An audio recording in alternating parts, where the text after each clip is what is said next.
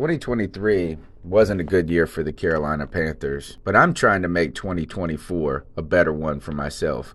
Get started on your resolutions with Factor so you're ready for the new year.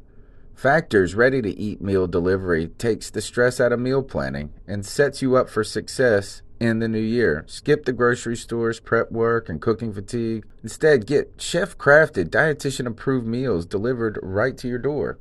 With over 35 meals to choose from per week, including keto options, calorie smart, vegan plus veggie, and more, plus over 55 weekly add-ons, you'll have a ton of nutritious and flavorful options to kickstart your resolutions. Skip that overpriced takeout trap. Factor is cheaper and way more delicious than takeout. Get chef-crafted, restaurant-quality meals delivered right to your door, and they're ready to heat and eat in just 2 minutes, which means more time for you. Head to factormeals.com/C350 and use the promo code C350 to get 50% off. That's code C350 at factormeals.com/C350 to get 50% off. Looking for a fun way to win up to 25 times your money this basketball season? Test your skills on Prize Picks, the most exciting way to play daily fantasy sports. Just select 2 or more players, pick more or less on their projected stats, and place your entry. You could turn $10 into $250. Right now, Prize Picks will match your first deposit up to $100. Just visit prizepicks.com/fan and use code FAN. That's code FAN at prizepicks.com/fan. Must be present in certain states. Visit prizepicks.com for restrictions and details. A world where Carolina Panthers fans have an insatiable thirst for Panthers news and opinions. Only one podcast roars ferociously. It's the C3 Panthers Podcast. Get this Brandon off. Yo, what's the deal, Panther fans? It's your boy, Tony Dunn. It's the C3 Panthers Podcast, brought to you by CarolinaCatChronicles.com. Every Tuesday night, we chop up the latest Panthers news and opinions from the fan perspective. It's the longest running Panthers podcast around. That's right, because these homies just get on the internet every Tuesday night and talk, whether there's anything to talk about. And we will give you something to talk about tonight. I don't know what it is. Is it Matt Stafford for a pot of gold to the Lions? Is it Deshaun Watson for the United States national deficit? I don't know what it's going to be, but we got something to talk about tonight. I do it with my homeboys. There's a lot of people in the chat room, but my coolest, my main man, my co-host, Cody Lashney. What's up, my man? Tony Dunn, what's up, bro? I don't know. I kind of feel like we have a good bit to talk about. You know, we're kind of what is there to talk about? You said you need to. You're like, I got to go to bed in a little while. That's not what I said. One, you're putting words in my mouth. Number two, what I want to say is that in a very short amount of time, we have seen our brand new GM live up to his word and something that he said in that press conference. Now, we're going to talk about what it means and if it was a good idea to do any of it. I mean, I think we have a little bit to talk about tonight. A lot happened over the course of the week, but, one thing will never change. Well, I guess 2 things. We do this show on a Tuesday night, but we always do it with the most lit Panther fans in all of YouTube, man. Joey the Blind, Panther Esquivel, Jay Chappie, Seed, Blake Bettis, ATX19. That's my man Sports Nut from Twitter. Blake Bettis, Tony Dunn. Ain't nothing to it but to do it, brother. Let's roll. I like Blake.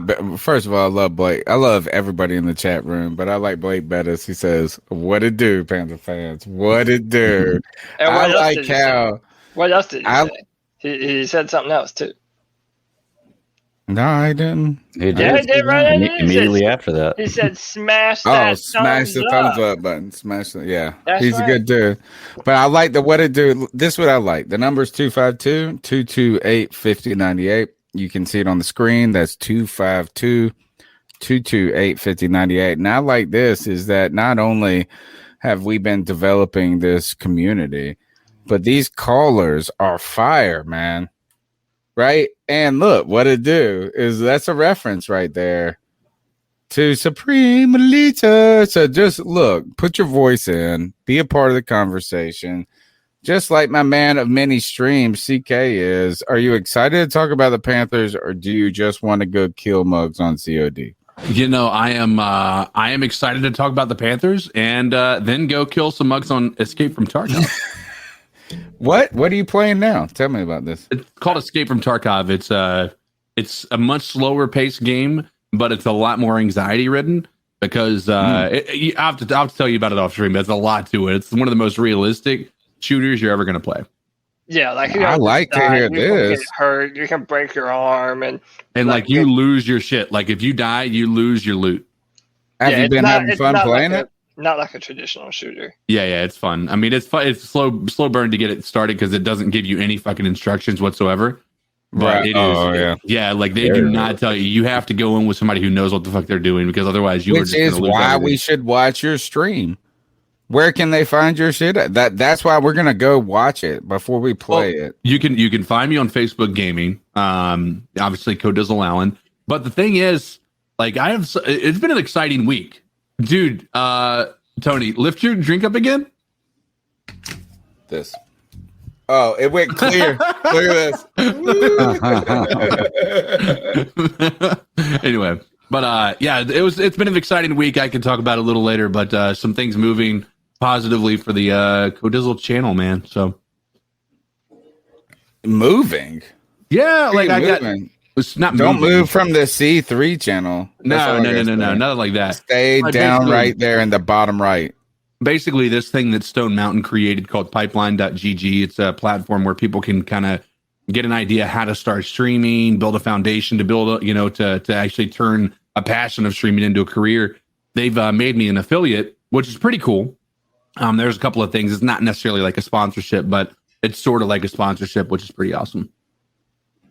Well, dude, hell yeah. Keep gaming. This is what I like, is do what you do. Yep. Right. Oh, look, I didn't even fix mine. No wonder I look all crazy. I don't even got my green screen right. I got to hold it up right now. Greg, man of many podcasts. What is happening in the podcasting world? I told you about this podcast last week. What was it called? Plot No Plot? Plot No Plot. And I listened to You went and listened to it. What'd you think? I contacted them. Do you have the same sense of humor that I have is the question. I found it very funny. Yeah, it was definitely crude. It's definitely very crude, but it was very funny. I contacted them afterwards about possibly getting up and them coming on my show or me doing a show with them one time because it just sounds fun. It was and they responded back. They were like, yeah, definitely hit us up. So it was a fun listen. You definitely have to have a certain sense of humor to really enjoy it. So think about Chef Boyardee gang banging like it was like Captain America or something. It was so weird. It was the weirdest. But what I liked about it is that they didn't write the stuff. They just read it. They just read it. Yeah. So they're making fun of it just like we would if we looked at it online and read it. Yes. So. That's why. So that's what made it even greater to me. They were tremendously funny. Yeah. All right. So let's the Panthers. If you want to talk about them, the number is 252-228-5098. You can find me on Twitter at @cat_chronicles. Tonight's show, I guess we got to talk about Matthew Stafford to the Rams for that pot of gold. I think we got to continue about, I guess, the Deshaun Watson fetish. That is not going to happen. We probably need to talk about how the Carolina Panthers are probably going to start Teddy Bridgewater next year. Without those three topics right there, like you cannot say any of those. What did I say? I said you cannot say Matthew Stafford. You cannot say Deshaun Watson. And you cannot say Teddy Bridgewater. I'll start with you, Cody. Is there anything else to talk about with the Carolina Panthers? All right, sure. I'll accept your challenge. Yes. Let's go, Scott. Let's go, Scott Fitterer. Scott Fitterer, in his opening press conference, said that the Carolina Panthers were going to be involved in every deal, and that was instantly proven true. What we know right now is that if the Los Angeles Rams didn't steal, well, I'm going to have to break Tony's rule now. If they didn't steal Matthew Stafford out from under us, Matthew Stafford would be a Carolina Panther this very moment. That's a lie. Dude, but you can say that all you want, Tony, but this is what we know. This up. Albert Breer and a bunch of other people have put it out on their Twitter that it was basically a foregone conclusion that the Carolina Panthers there was like 7 teams. The Carolina Panthers were in the process of getting his medicals from Detroit.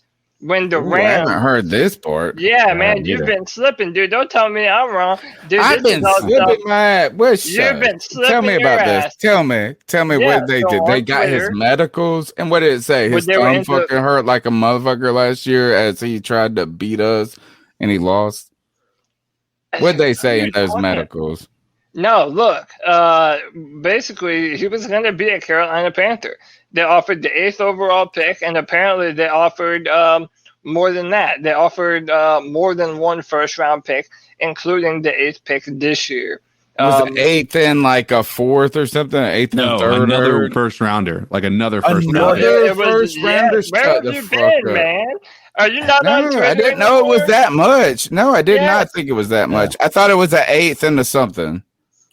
No, it was an 8th, and it was reported multiple. I don't know if that was 1 or 3 or whatever, but it was first round picks. And if the Rams didn't swoop in and basically steal Matthew Stafford from us, right now this entire podcast would be: is Matthew Stafford going to be enough to put the Carolina Panthers over the edge? Yeah. Now that says 2 things. My mind says 2 things. Let's start with the positive, right? It means we know without a shadow of a doubt. We do not believe in Teddy. That our owner, our coaches, our GM know that we do not have a serviceable franchise quarterback on the roster right now. And they are going to be aggressive in going about getting said new quarterback. I like that. I mean, listen, we've sat on here for the entire part of this past season and did nothing but lambast fucking Teddy Basic bitch. And now we know that. Now we know that our so disrespectful. And I am disrespectful. And now we all know what our owner thinks, what our coach thinks, and what our GM thinks. That was the good thing. Okay, so if you're tired of the Bridgewater experiment, maybe we'll be able to move on from them. Like Tony alluded to, there's still a very real possibility that Bridgewater could be our starting quarterback next year. But let's move to the negatives now. And I said this last week. I do not see what about the Carolina Panthers football team is ready to make that kind of move for a quarterback who, say whatever you want about the talent on the Detroit Lions, he has never won a playoff game. And he has not ever been known for elevating the talent around him. So, can I beef that setup real quick? Oh, yeah, but I'm about to just pass the mic. Now, I'm actually more excited for the Rams than if it were for us. Because, listen, if we had the Rams roster, yeah, okay, maybe Matthew Stafford is enough to put a roster with Jalen Ramsey and Aaron Donald and all these good players. Yeah, maybe Matthew Stafford is enough. But he is not enough to put the Carolina Panthers over the edge by not having the 8th pick in the draft and not having another first-round pick next year. So I don't like that was our first decision, was Matthew Stafford. But, I really do think that the Rams saved us. And that's my thoughts on that. I just want to beef up your stat real quick because I'm on your side with Matt Stafford there. Yeah. 10-56 career against teams that made the playoffs the year he played them. Yeah. And that's 10-56 in his career against teams that make the playoffs. Yeah, I mean, it's better than Bridgewater, but I don't know what people were thinking Matthew Stafford was going to come in and do for us. And, dude, like I said, man, I'm thankful that we're not going to have to talk about this for much longer because, it's not our problem. The Rams saved us. And like I said, I do think it was a good move for the Rams. But Well, people realize that Matt Stafford is Teddy Bridgewater that throws the ball deep. He's a guy that gets a that lot. Doesn't even make sense, Greg. No. Listen. Let me finish then. Listen, he gets a lot of yards, a few touchdowns, but doesn't win. Doesn't elevate his team to win. He's a Teddy Bridgewater that can throw the ball deep. But that also speaks to how poorly the Detroit Lions have been run over the past 2 years. You're absolutely right about that. I mean, when you see a quarterback who has a quarterback like the yards, touchdowns with the rosters that he has over the past 10 years, and he's still putting up that number, you could sit there all day, but he throws the ball deep, right? Mm-hmm. It's more than just the quarterback. But here's what I want. The argument I would make with regard to, being more excited for the Rams. The Rams are just like the Panthers, right? Outside of last year, Goff you would consider to be a better quarterback than Teddy Bridgewater. Like, what is the major difference between the Rams and the Panthers right now? They have the top defense in the league. And the number one defense in the league. That's what they got. They have a shutdown corner. They have the best defensive player in the NFL. The number one defense. They had. If you go look at the stats, they put up the most points on defense. They have a defense that's beat your ass defense. But what I'm saying is right now we were trending in that direction, and we have the pieces outside of a shutdown cornerback. Right. Sure. If you look at our defense, our offense is almost identical. We have a star running back, 3 receivers. If they can re-sign Curtis Samuel, if not, they still have 2 star receivers. That's what you have over there in the Rams. I mean, from an offensive perspective, I don't agree with this. I disagree. The major uplift they might have is maybe a slightly better offensive line. But other than that, I mean, I don't really. Defense is badass, bro. But what I mean is, we are on that trajectory. I mean, on the trajectory. Yes, we could very well be there this year, depending upon how well our what our offense. We have no idea what this team. With our defense, by the way, problem with this, I haven't gotten to talk yet. Y'all had Joe's piece. No, what I was saying is outside of a shutdown corner, we have pretty much all the same pieces. We have Derek Brown, people believe are still a stud. We have Brian Burns. We have the outside rushing. Comparable yet? Hold on. No, not. But here's the reality of it: is that Aaron Donald's been in the league. He's going to start. There is going to be a natural decline for him over the next couple of years, right? We only have an incline for Brian Burns. Aaron Donald, how long has he been in the league now? 2014 he was drafted. 4 years. So he's working on 8 years now. Five, maybe. The difference is you're projecting for Brian Burns and Donald's already done. I know no, Donald. It's 2 different positions anyway. Yeah. I mean, it's 2. What I'm trying to say is we have a defensive line that is. Hold on. Let me get up in there. Let me get in it. First of all, I got to go after Greg. I got to shoot some shots for Greg. His mug said. He is the same quarterback as Teddy Bridgewater. But can throw it deep. He can throw it deep. That's like me saying I got the same dick as this porn star over here. It's just not big. Or I'm sorry. That's a great comparison. That's a great. I don't even know what that means. He's a great ass. He's Teddy. We need to take bets on how long. That's what we want. We want Teddy Bridgewater that can throw deep. We need to start taking bets on how long into the show before Tony mentions something about the Teddy Bridgewater's dick. His dick. Dick. Yeah, just dick in general. Yeah, if it's under 20 minutes, you win. Okay. All right. But nonetheless, what I'm trying to say is if you're looking for second, I disagree with you, CK, completely. Is that the Panthers? We don't we have no idea what the Panthers are going to look like next year. We have absolutely no idea. The most we can come away with is that we will have DJ Moore and Robbie Anderson. That's it. You cannot be specific to any position group, to anything. The offensive line is going to change over. The secondary is all going to change over. Everything. We don't have tight end. We don't even know what the team will look like next year. Yeah, and the Rams, the Rams defense is ready to win now. But here's the reality too with the Rams. They got this. They're scoring the points. They're doing this and that.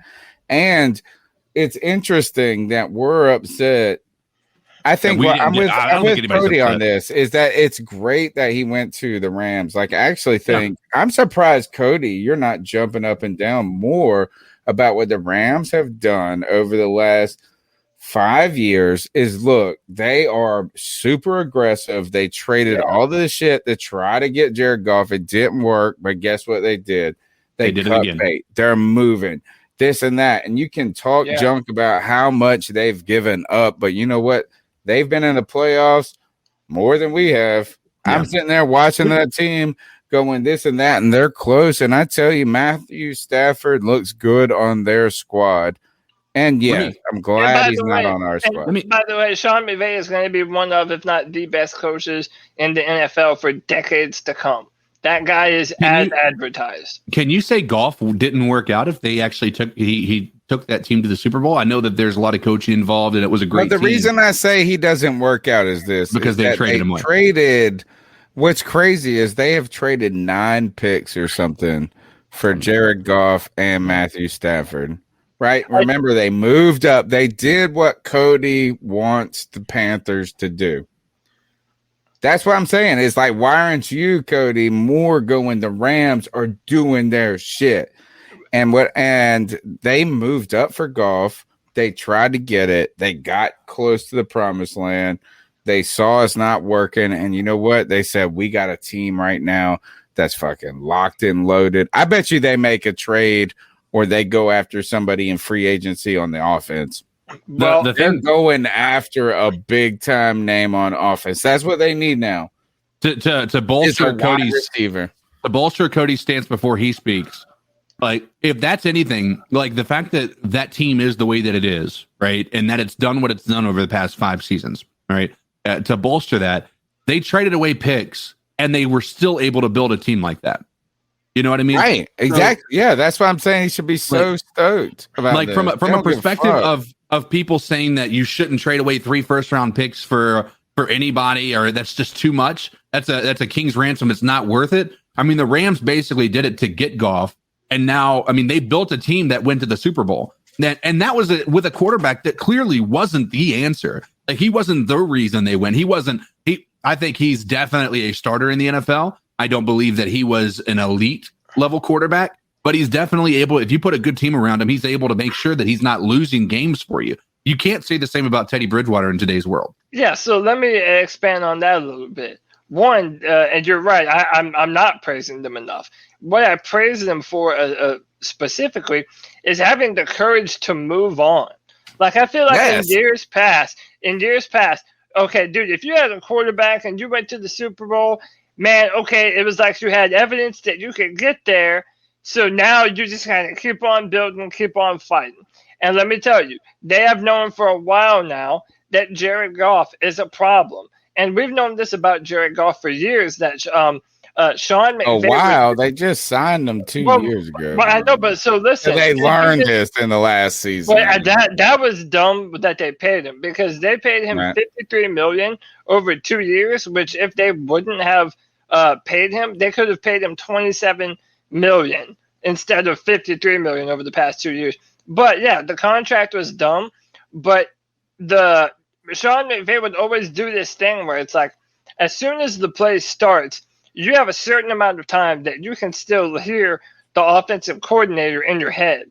Well, Sean McVay would be up in his ear until literally the very last moment.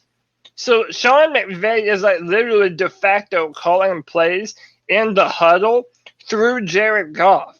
And I was listening to Ian Rappaport on Pat McAfee's show, and he was saying, yeah, that doesn't happen with other quarterbacks.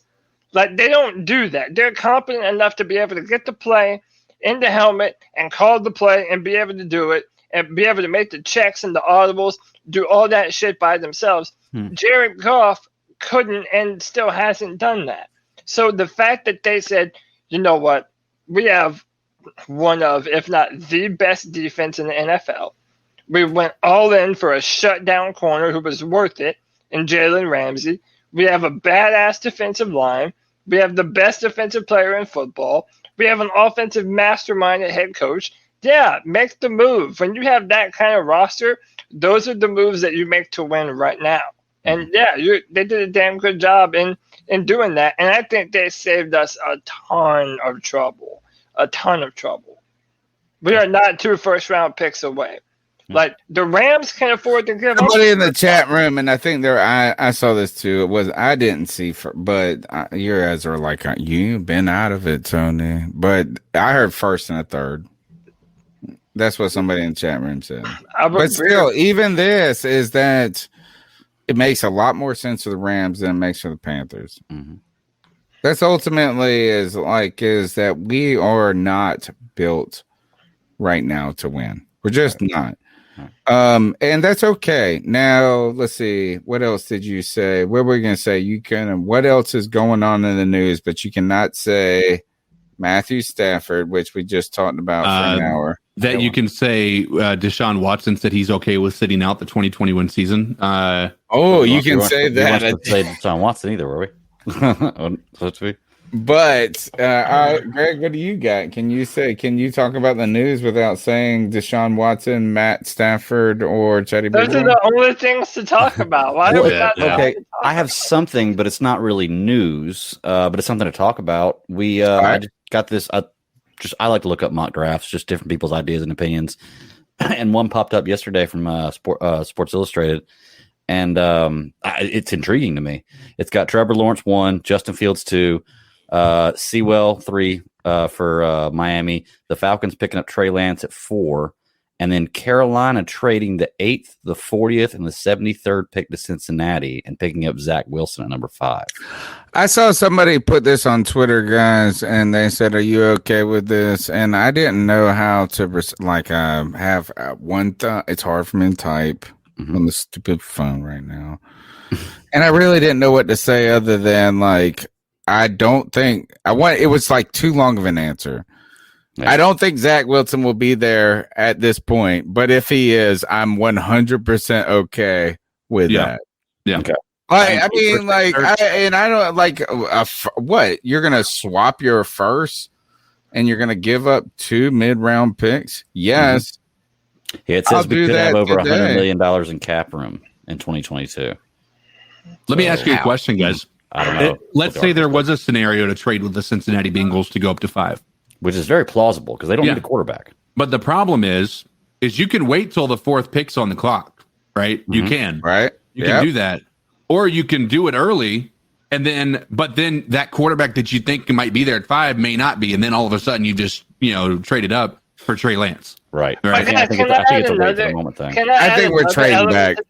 We're trading back. Some good news came out today. I forget who posted it. I think it was PFT, Pro Football Talk, said that it's seeming like the Falcons are going to stick with Matt Ryan, which is fantastic for us because not great. What I was going to say was if they decide to not go quarterback, if they were going to take a quarterback, which I guess they still could. Yeah. But, man, a part of me really wants to deny Atlanta their pick.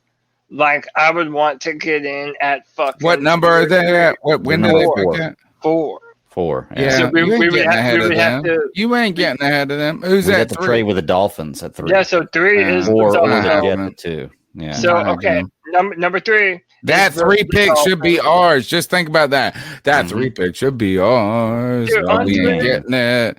Did y'all see what I put on Twitter today? Man, I put this out. Yeah, I saw. Yeah, and you've been saying it for 4. What am I? You want me to clap about the same thing you've been saying for 4 months? Yeah, because I've been saying that. I say shit before it's popular.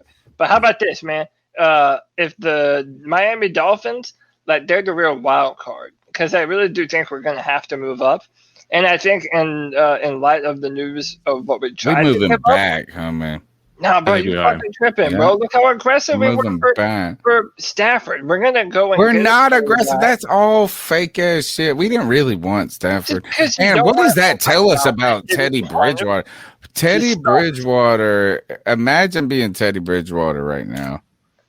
I don't feel anything. He doesn't care. He's counting his money, man. He don't care. I know he's not caring, but he's going to get signed by somebody else to make $2 million next year.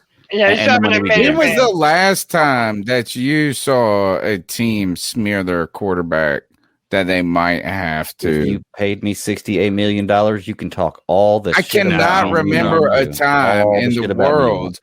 I cannot remember a time in the world where it was so blatant that we didn't like want what it. we have been saying 7 months ago. It was like what Cody was saying in September is like the Panthers organization is saying right now. They're not supposed to be saying that though. They are like, yeah, we need a quarterback like a motherfucker. Mm-hmm. That's like what they're saying right now. Yeah, Well, and what's- they're allowed to say that. Yeah. No, they're not supposed to. I'd rather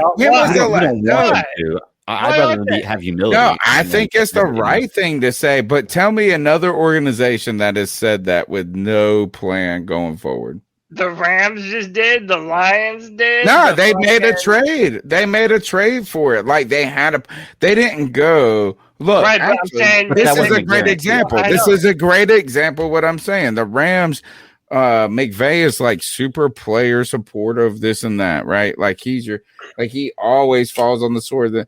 And this past year, he was like, if we had better quarterback play, we would have won. And guess what the fuck happened? They traded those bitches out. Right. Panthers have been like this. They have not been like, oh, well, we got to get better as a team.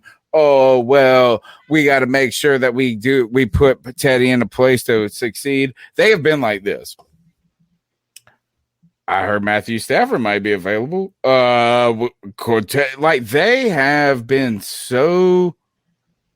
I've never seen an organization. Actually, I won't say I've never seen. You tell me the organization that has been this kind of openly negative on their quarterback that may have to fucking live with them next year. It's like fucking being the Cardinals. It's your wife and you're about to get a divorce. You walked in her and she sucks or whatever, and you still got to live with her for the next 6 months. It's true. I'll give you two examples.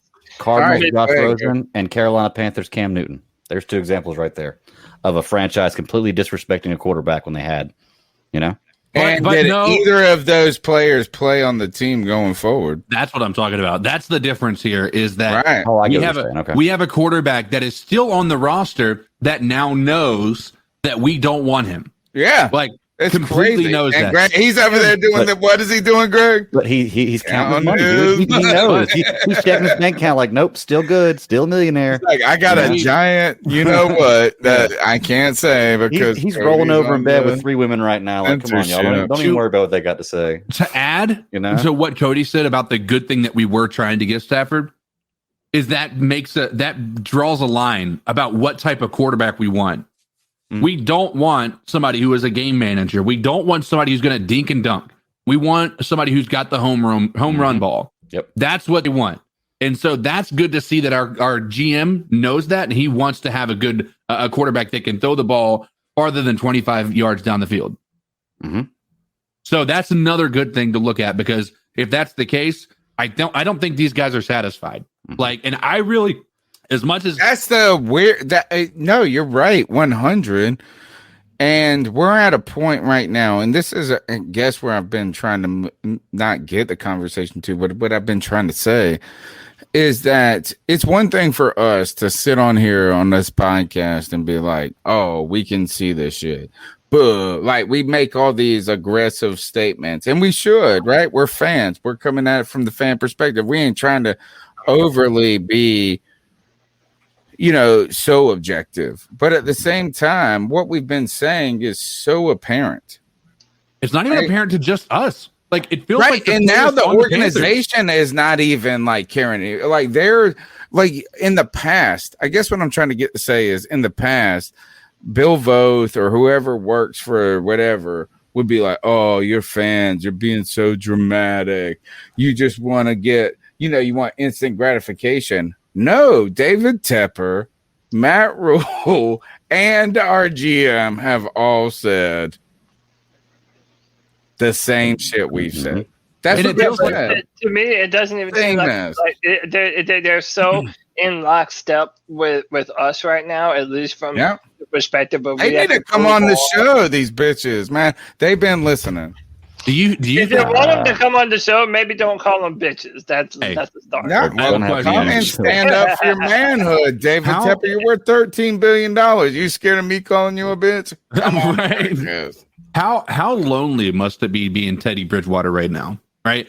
You don't see, like, a lot of times you'll see. Look at Greg. Greg's over there going, nope. Hold on. Think about it from this perspective.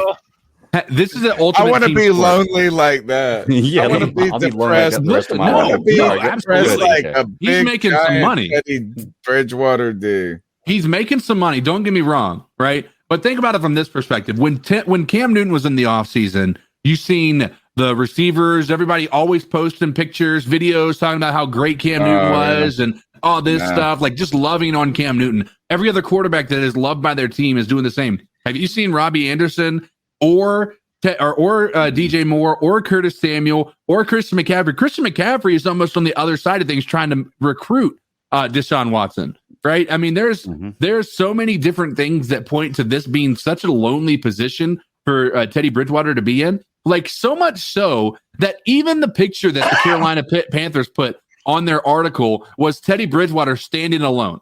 Like, literally by himself with no camaraderie or anything like that. Yeah. Like, that's just so, like, I cannot tell you right now, in my deepest heart of hearts, I want to look into that article and think the Panthers brass said, all right, media team, we need you to create an article that if we aren't able to make this Deshaun Watson trade, or if we're not able to trade up to get one of the guys we want, we need to make sure they're braced for what's about to happen, right? Because we may have to go forward with this guy. But I truly believe this organization is going to do everything in their power to make sure they have the guy they want moving forward. And that's not going to be Teddy Bridgewater. You cannot go into a season and where these guys are trying to get paid on your offense, right? DJ Moore's going into a contract year. We have not exercised the 5th-year option on him yet, by the way. So that's another interesting storyline. And then you have Robbie Anderson. These guys are all playing for their futures. And if you go into this season with Teddy Bridgewater, you're not going to have a happy roster on your squad. Right. You're just not.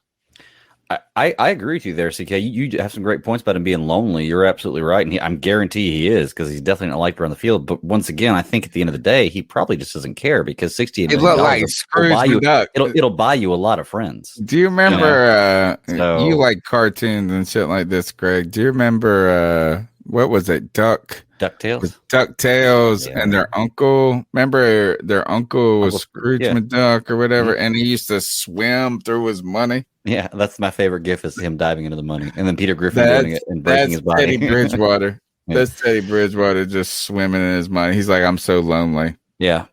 Well, I had a good point about Teddy Bridgewater and him being lonely, and that I was sitting here holding, and now he started talking about Scrooge McDuck, and I forgot, but I'll remember it. I do want to bring up one thing Cody was saying earlier, though, talking about Matt Ryan and how they're going to sign him and how that makes him feel better.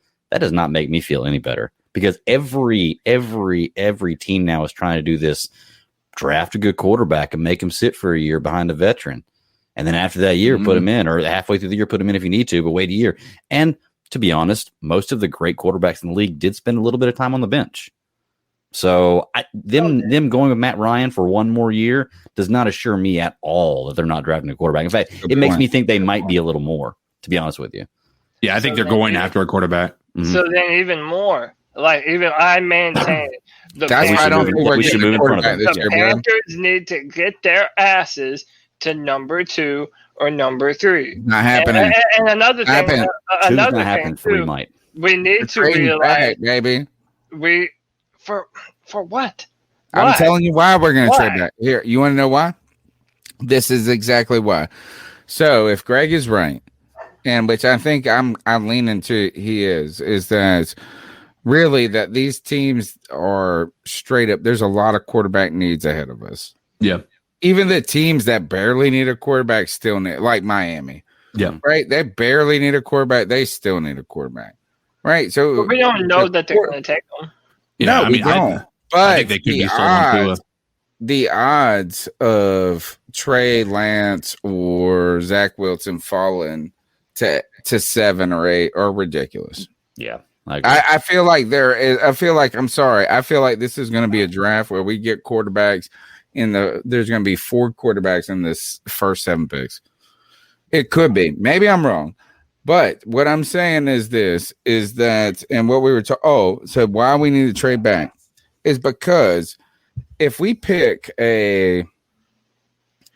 how about this, is what if Trey Lance fell to 8 and we go, you know what, we don't really like him. We're going to get this corner. Or we're going to get this offensive lineman. Right. The fucking fan base would go bullets. We would go nuts. Yeah, furious. But and it might even be the right decision. It might be the right decision, but we would have Cody Lashney coming on this podcast the next week saying, you fucking dickheads had a chance and you couldn't do it. This and I would be right. I think if we can't get Zach Wilson, which I don't think we're going to be able, I don't even think we have the assets to trade up to 3. But if we, my point is this, is what if you traded out of the 8 spot and then you didn't have to deal with the conversation? You didn't have to deal with Cody Lashley saying, look, you know what the worst thing would be? The riot would occur if we get to 8 and you had a guy that we're kind of okay with. Tell me, like, you got Mac Jones or this, and they pick who is it? Who's the guy? Trey Lance? I guess Trey Lance would be the guy. And then you say, and then we pick Surtain. You know, you would be up here, the podcast, the next week saying, yes, Surtain is a beast-ass motherfucker player, but we missed our shot. If you trade back, you don't have to have that conversation. But you also don't get that elite, that one of those top elite players if you trade back. But you know, he talked about it's a new era here in Carolina. We're resumed, and I maintain that all Panther fans, I've learned this, have a certain level of PTSD built into their psyche, whether they know it or not. Okay, Panther fans are not used to good trades like that happening for us, like a big fucking blockbuster trade where we do something to get aggressive and get a good player on our football team. Specifically when it comes to a quarterback, I think that's Panther fan PSD. What's the highest thing you think you can move up here, though? What legitimately? What is the highest number you think the Panthers could move up to? So yeah, I want to accept your position, Cody. All right, so fine.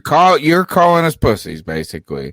So tell me, what's the highest number we could get to? So yeah, we could get to. I think there's actually a few different scenarios, but I can see us getting to 3 more likely. But I can also see us getting to 2, and it actually there's no way we're getting. Let me tell you how. So okay, listen. If the Jets, let me make it clear. It involves the Houston Texans, right? So if we're gonna move up, and if we don't get Deshaun Watson, we need Deshaun Watson to go to a team that is ahead of us, preferably a team that has a quarterback that they're willing to ship out to Houston. And that's important, and I'll explain why. So, okay, let's look at the Jets and the Dolphins sitting at 2 and 3. The Jets have Sam Darnold, who, say what you want about him, has shown flashes and has done some good things. But again, it's a rebuild. Or you have the Dolphins that can send over to Tagovailoa, which is, only 1 year in the NFL. The Texans would be like, okay, at least we have something at the quarterback position. We need the Houston Texans to get back in front of us so that way they have some options at a quarterback, and we can offer the chance to give them even more draft capital after having already made the trade that they just did by offering them to come down to 8 where Carolina is and us move up. And again, Greg and CK are kind of thinking the same thing I am, that even with them going with Matt Ryan, that doesn't preclude the Falcons from not going quarterback. Mm-hmm. So I genuinely think that. How do we get to 3? I feel like you just gave me a scenario. Dolphins. If my uncle was a person who didn't know their sexuality that walked into a bathroom and walked out. So you're trying to say this is that they're going to stick with Tua and we trade there. That's all. That would be the scenario. I would because then they can get offensive line, receiver. They can get all the shit that they don't have. That's all it takes. If they traded with us, and they would have their, I feel like they would have their choice in offensive line from what was that guy's name? Sewell, who's supposed to be really good, and then you've also got Darasal. Is that his name from tackle? So you got two guys in the top that could go in the top 8. That you can still get one of those guys, right? Yeah. I think that they stick around with Tua because I think 1 year is not indicative of how you just are professing what you guys. No. Listen, he was what position was he drafted last year? I was all about Tua. He was. What do you mean? Yeah, he was like 5, in the top 5. Right? He was 5, and Herbert went 6. Just because he came in his rookie year, halfway through, like he was thrown in, he wasn't even groomed as the starter throughout the entire offseason. You can't put one bad season on. I mean, if you want to go by that, Peyton Manning shouldn't have started the next year. Fair point.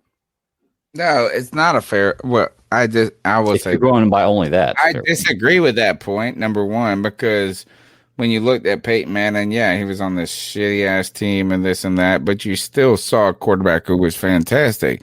But he also threw more interceptions than he did touchdowns. Sure, he did. I actually agree with you that it sucks if you're Miami and you got to cut bait. I just don't think 1 year makes sense. And I agree with that. I agree with that point. But what I disagree with is that everything, it's kind of been like the Panthers. Everything coming out of Miami is saying, yeah, he's our quarterback for now, this and that. The players aren't impressed by him. Nobody. Just 2 weeks ago, Cody Lashley's up here like, meh, to a Gavaloa. So why I think you guys are kind of projecting the desire for Tua to work out, which I really am one of those people. I actually I was just last year the guy that said I wanted Tua. And I will be honest, it's emotional. All this shit was emotional. I was just coming off of the win. This guy got the crosses on his face. I thought he was going to be the next Russell Wilson, whatever. But 2 weeks ago, Cody Lashley's up here going, he can't get it done. And I think the Dolphins are saying that right now. And that's why I just don't believe that it's that easy to move to 3. But haven't you seen these guys take a jump? If the Dolphins acquire Deshaun Watson, then we'll talk about that. But I don't know how we're going to do it. That's my opinion. I mean, I just think there's too many players that have had a mediocre first year and then came out and just blew it out of the water the second year. I agree with that. That's why I would not be upset if we got to it. I'm ready to try to out. I feel like I'm getting this sense from Miami that they're interested in fielding the next 3 years with Tua. Do you think they would trade Tua? What do you think they would? Yes, if you think they would trade the 3 pick, just like the Cardinals. I think it would be easier to trade for Tua than it would be for the 3 pick. I would agree with that. Yeah, I think that's so too. But again, it's just with him having the 3 pick. Yeah, it would be a second round pick, just like the Cardinals gave up for Josh Rosen, or the Dolphins gave up for Josh Rosen. So does that mean the Dolphins would have the 3rd and the 8th pick, and we would get Tua in that situation? Yeah. No. I think you're right. We're losers of that bet. No. Then you don't like Tua and Samoan Jesus lovers. I would lose my fucking mind on this podcast if we traded the 8th fucking pick in the draft for Tua Tagovailoa. Let me ask you this: he was the 5th pick last year. That's a good trade. You gotta remember, Cody has college hate. Cody brings his college hate into the NFL. My college team smashed him in the fucking national championship. So I don't have any reason to hate the brother. Why? Why would you lose your mind? Tell me why. This is what it is, and this is why I was right on Justin Herbert. You would rather us trade 7 first-round picks for Zach Wilson. What I'm telling to you is physical traits matter. They matter all the time, and especially in today's NFL. You can try and elevate these quarterbacks that, they're good in rhythm or they're really accurate or whatever. No, but you need a quarterback that can drive the football into tight windows at every level of the field. And it doesn't matter. It doesn't matter. My point. No, I understand what you're saying, but what I'm saying now, Miami they need a quarterback. If you feel this passionately here, the Panthers Miami doesn't want to trade out of 3. Okay, but listen though. So you have to think of it. The Dolphins had Josh Rosen, and they traded him away. Fitzpatrick, that was nothing. They brought him in. Then they drafted Tua Tagovailoa. Like, we didn't draft him. That's a bad look for them to give up on him in a year. It's not like they have an 8th pick. Yeah, it's not like they have the number 1 pick in the draft and they can take Trevor Lawrence. Like, yeah, then whatever, you move on from Tua. But again, what I'm trying to say is that they made the bet to draft Tua. I think that they have reason to believe that if they give him more time, put better pieces around him, that they might be able to make something out of him. Yeah. But they made that deal. We didn't make that deal. They made that deal. So they need to deliver that, or they need to trade him to the Texans so they can decide what they want to do with him. And apparently they want to build the Boy Scouts of America over there with a bunch of Christians that love the Lord, and Tua would fit right in over there. Who would trade for him? The Texans. They have this dude named Jack Esterby. He was a chaplain for the Patriots. Oh, yeah. And now he's like damn near calling shots over there in Houston. So, dude, they would love a choir boy like Tua. Yeah, I think that, I could see that happening. I don't think any team is going to trade a significant draft capital for him if they're giving up on him after a year. But I don't think that I truly believe I can see the Miami Dolphins sticking with Tua, not drafting at 3, because guess what? Even at 3, Zach Wilson is a question mark. He might have traits, but at the same time, he's just as much of a question mark as Tua was, right? When we talked about it last year before Tua, I said, I don't like Tua, and I don't think that he's going to be a quarterback. I think he's got too much of an injury history, and it's not going to be worth it. All right. And there were plenty of people, I'm not going to say that, I can't remember who it was, but I remember there was arguments on this podcast about he's a good quarterback. He's going to work out in the NFL. He's going to make it happen. And I didn't believe it, right? But I don't think that if you're going to draft him, you got to think, this is the same organization that drafted him last year. This is not a different front office, right? They still see those same traits in him. There's no reason why they wouldn't. 1 year, like that's like giving up on Isaiah Simmons after his rookie year. But the Cardinals did it to Josh Rosen, didn't they? They did. And that was because I mean, it can happen, is what I'm saying. It can definitely happen. Listen, and they set the precedent.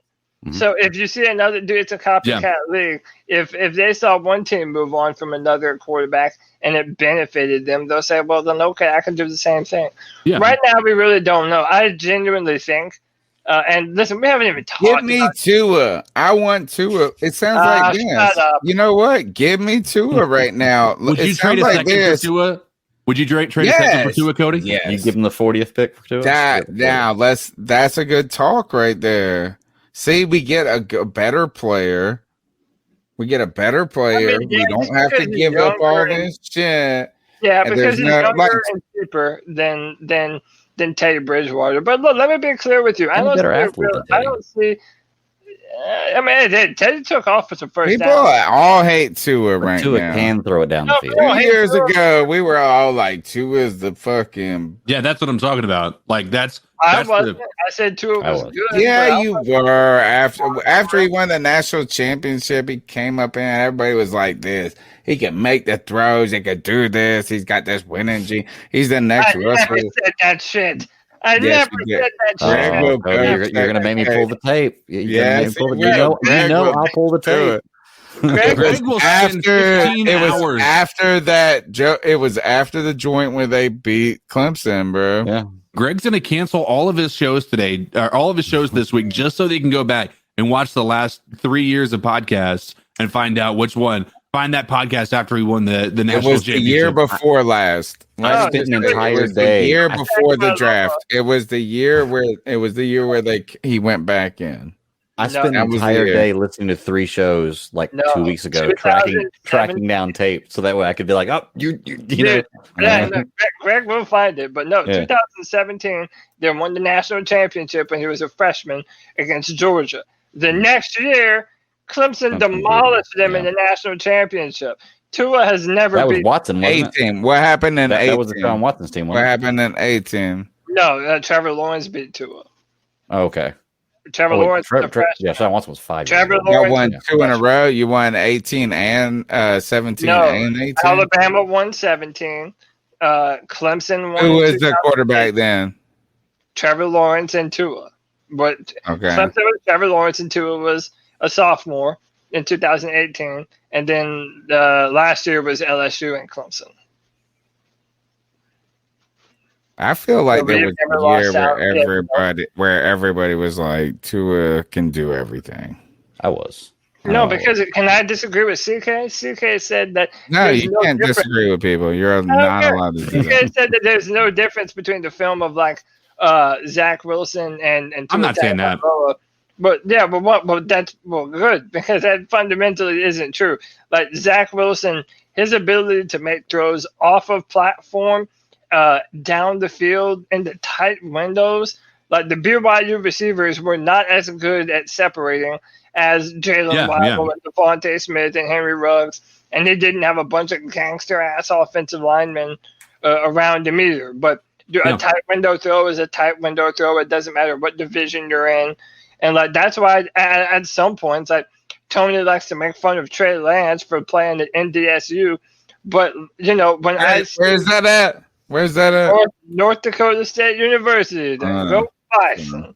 But my point. My dad used to drive tractor trailers in the 70s, and he told me, and he had to do it in North Dakota. He said the first thing he did when he got to North Dakota was take a piss outside to see if it would freeze before it hit the ground. I said, well, did it? He goes, it didn't take long for it to freeze. I was going to say, like, I don't think that the tape matches one another, certainly. But I do say that you have a bigger question mark because right now you kind of get an idea about what you have in Tua. You really don't know what you have in Wilson until he's on the field with NFL players. Yeah, no. Right? You really don't. You've seen some of the best prospects in the NFL fall flat on their face as a quarterback. Sure, I'm just saying. You're trying to tell me that homeboy is as good as James Bradbury. What? You didn't see that headline today? Oh, man, no. Well, you got mentioned in Twitter, I feel like Sportsnut. By the way, Sportsnut, when you mention all of us in all this joint and you're still what they used to call an egghead, you can't call me egghead anymore. Like, come on. Like, just get a plain color. I don't care if it's like just plain blue or something. But like every time I look at it, and it was just referencing how great of a pick James Brad, like he was the steal of the offseason. That's all I'm saying. It's like a nobody who came out of a second school who is awesome, but still, Trey Lance, we're not going to be in that conversation. That's what I'm trying to tell y'all. We're not going to get Trey Lance at 8. So it'd be easy. It would be easier to get Tua. It would be easier to trade back. I genuinely feel like we have seen in the past week a bunch of headlines that should say that teams in front of us aren't going to draft a quarterback. But now that they fired Doug Peterson, not going to happen. They're all drafting quarterbacks, bro. I think the Eagles are sticking around with Love or Wentz. And by the way, so they Lions can't get off that contract, though. Goodness gracious. The Lions just traded Is it Love? For Jared Goff. They took his money, that contract, off their hands. Like, in my mind, they're going to build around Goff, or at least try to, which fucking good luck with that shit. But, that's two teams right in front of us that we know or have a good inclination that they might not take a quarterback. Yeah. So, I mean, J-Dub just said Trey Lance is so trash. Oh, dude, which I don't even look. I've never I've never even seen my man play. But there was one stat you told me. You said he threw no interceptions that 1 year. 0. Like, so I gotta say this is you might not be the next Dan Marino, but you ain't trash if you throw no picks. And by the way, homeboy was throwing the ball downfield, bro. He wasn't pussyfooting with these Teddy Bridgewater underneath passes, okay? When you throw down the field, that's when you get intercepted, and Trey Lance wasn't intercepted. Like, I mean, listen, he only played one season, but it is what it is. The guy flashes every physical trait that you would want to see from the quarterback position. Yeah. You know, goes through his reads. I've watched every snap, for literally every single snap from that one season that he had. And, dude, the guy, he has it, man. He has all the tools. Like, you have to look at it like a block of clay. You have to mold them into the finished product, but that is a premium piece of clay that you're going to have to mold. So, yeah, man, I don't – like, whatever. Yeah, he could bust, but all these players could bust. Trevor Lawrence could bust. Yeah. Justin Fields could bust. Like, there is no such thing. Tua Tagovailoa could bust. The number is 252-228-5098. Smash the thumbs up button. Let's go ahead and get into the cat calls. Your thoughts on catcalling? Yeah, it's pretty. You shouldn't do that to somebody. And how did that make you feel? Very uncomfortable. So, how do you think catcalling makes the person feel? It feels good, like. Who's that cat sitting in the back corner with his face buried in his nose? Cover me for a sec. That kid that can use one.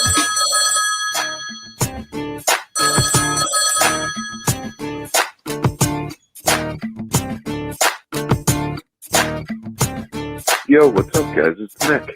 Hey, so, was just looking at something, and Teddy Bridgewater was drafted number 32 in the draft, okay, back in 2016. So, look at the guys that we're interested in, okay? Deshaun Watson was picked in the low teens. Guys like Patrick Mahomes, Lamar Jackson, that sort of deal. All the good quarterbacks are drafted high. We do not want to be picking a quarterback further back in the draft. Do we want another Teddy Bridgewater? Do we want another Will Grier? Just wanted to throw that out there. Love the show, guys. Keep pounding.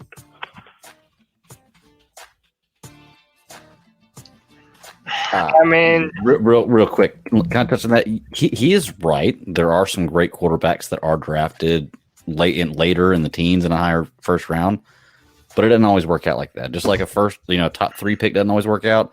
It works out more rarely like that you find a guy in the 20s or 30s or teens even that's going to be a franchise quarterback than drafting 1, 2, or 3. It just works out more.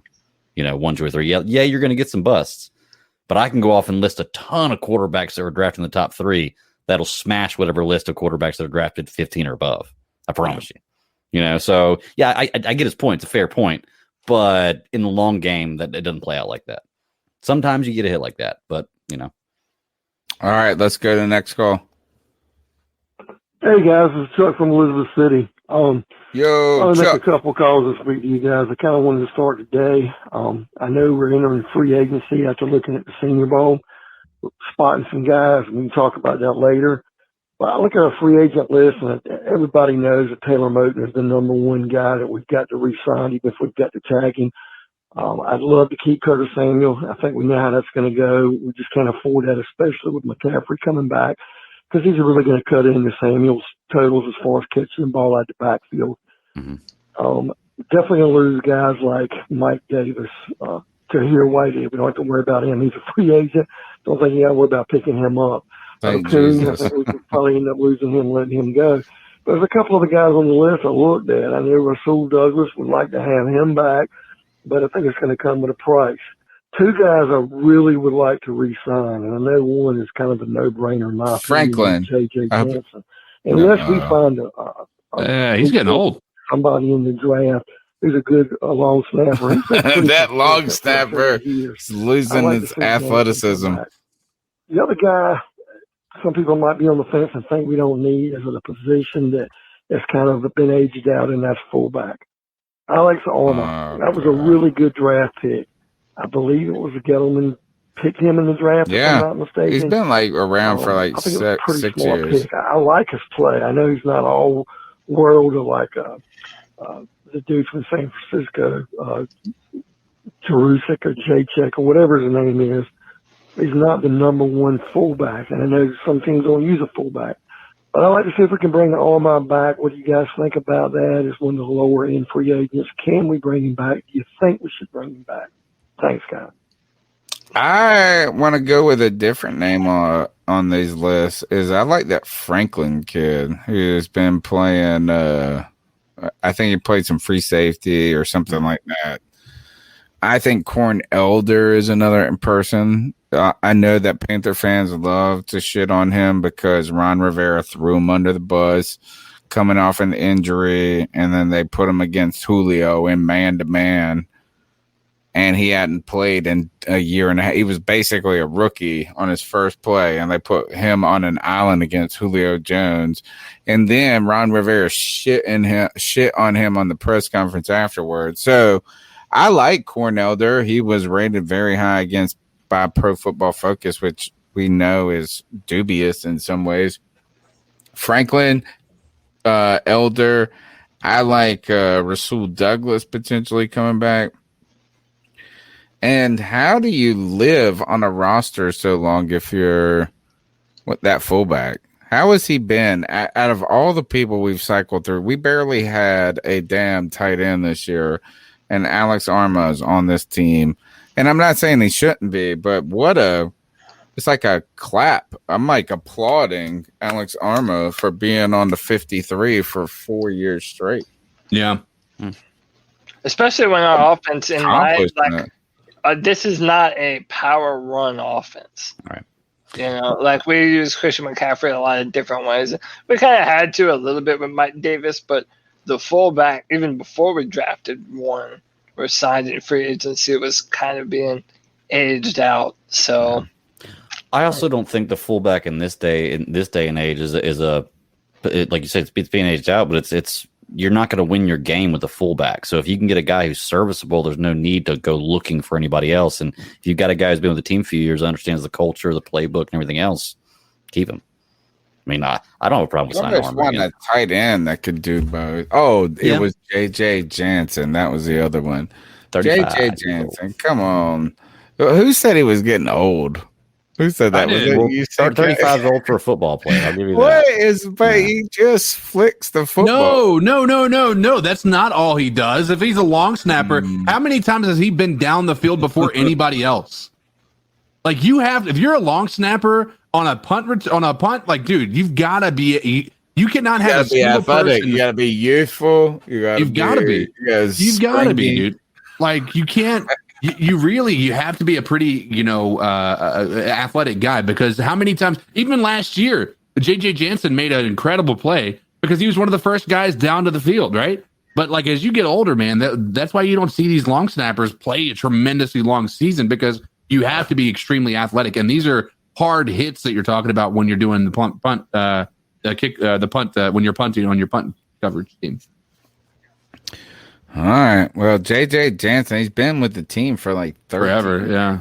It's been a while, dude. I don't want him to go, but at the same time, I get why he might. Where would he go? Who? I mean, like, is there a market for 35-year-old long snappers? Is there? Goodness. There might be. Oh, is there? Yes, right here. Are we having this long of a conversation about long snappers? That's how slow the news is, Cody. Next call.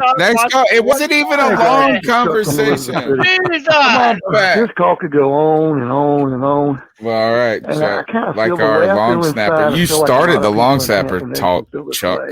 Everybody's being torn in one direction. There's a little bit of angst and feeling of just anxiousness, I guess. What we did with the quarterback situation. We can go all the way back and look at Cam. What do we do? What have we been talking about for the last 4 months? To let him walk, free agent. If we would have brought him back, with a cheaper deal, we'd have been better off.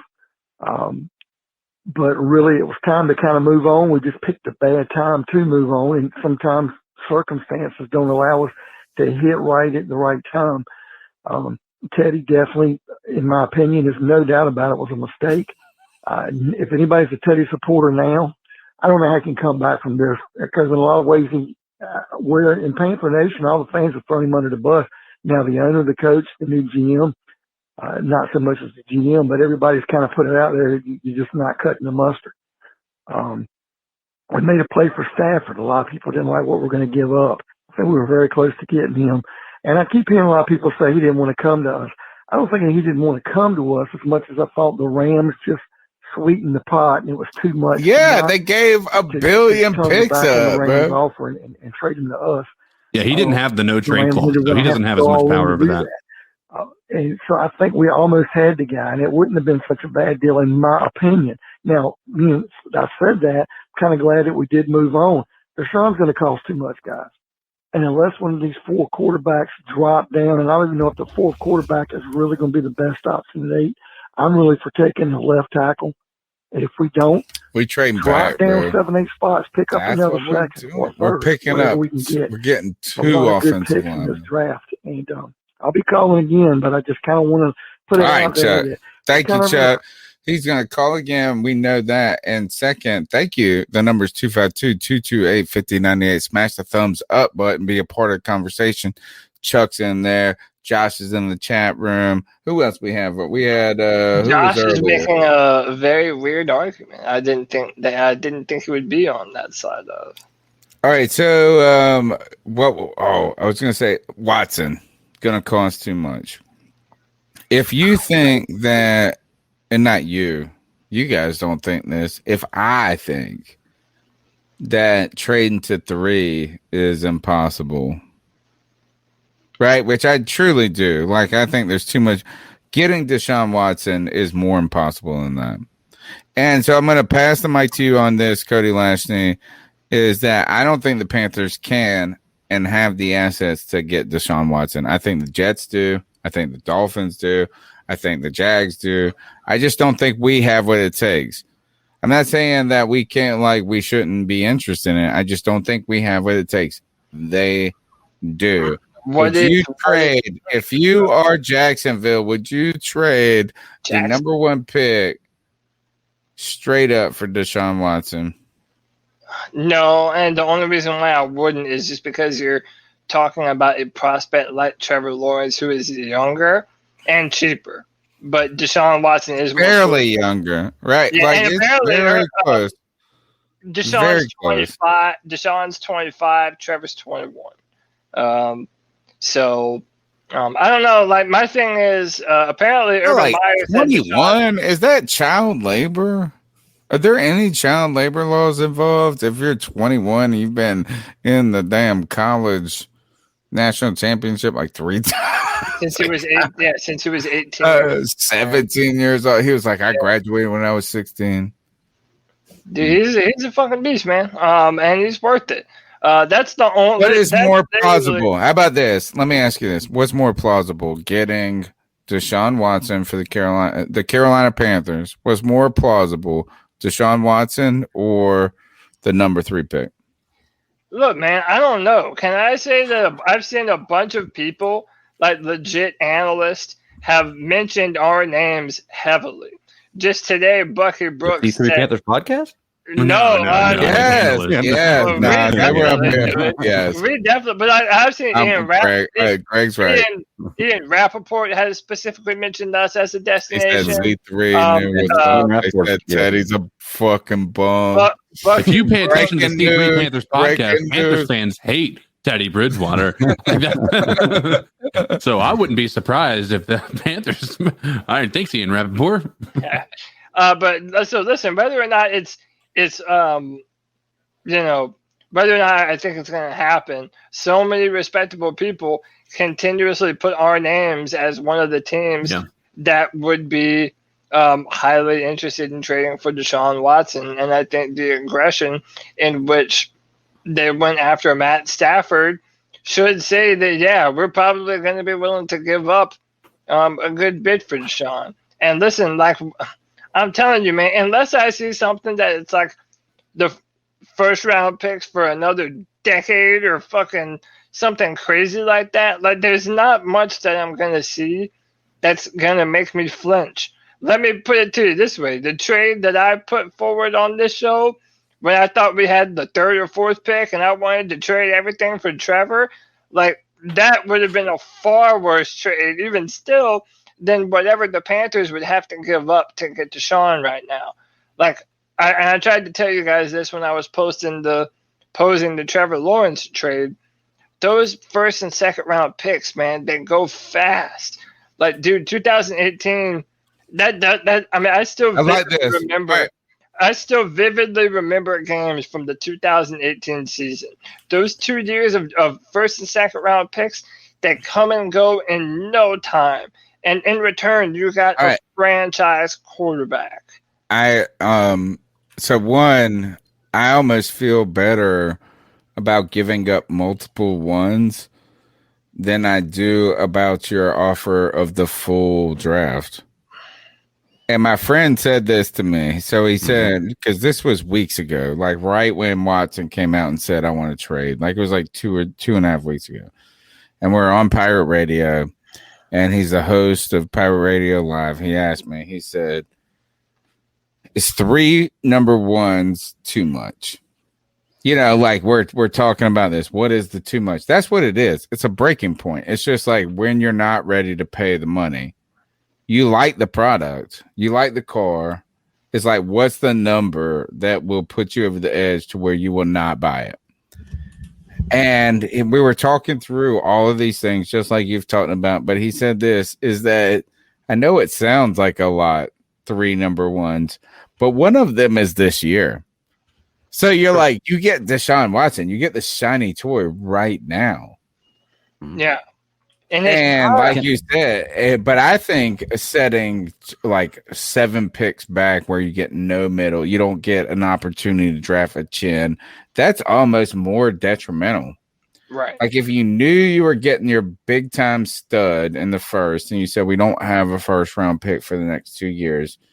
I know it sucks and you don't get to dip your toe in that elite athleticism, but you can find some good players. It's a very good player. Can I, while we're sitting here talking about this, did y'all see the trade offers, the possible Carolina Panthers trade offers I shared in the chat the other day? Can I share those on the screen? Let's talk about those. Which ones are possible? Please. You said I could share, right? Let's see. Share screen. Can we listen to the next call as you figure the share out? Yeah. I think it's Chuck. Panthers podcast. No, it's G. Hey, man. Congratulations to Matthew Stafford. You know what I'm saying? I think Detroit moving to LA. One out of that trade, whatever. If y'all actually looked at it, we were going to get him. That's what the internet said. They were saying that we had permission to get his medical records and everything, but fortunately, LA put up, more, capital, But anyway, man, I can't wait for this draft. What does this tell us about Scott Fitterer, though? Dude, Arnold, whatever, out of the Jets, who I really don't want. I wasn't a fan of his at USC, to tell you the truth, but, anything to win. As long as we get Teddy Bridgewater out, man. And I would love for Watson to come. It's not happening. Teddy Bridgewater's going to be our quarterback next year. I'm hearing they want 2 first-rounders, 2 second-rounders, and they want 2 young defensive players. And for the fans out there, there's no way in hell we're giving up Jeremy Chin and Brian Burns to get Deshaun Watson.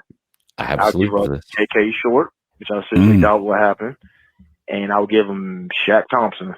And everybody would give it. Yeah, of course. I would also give away my old ass pair of Air Maxes that got a hole in them. But I was going to ask Cody, this is about what was it at the beginning of his call? What do you say? Talking about Matt Stafford and how we did the look for the matchup.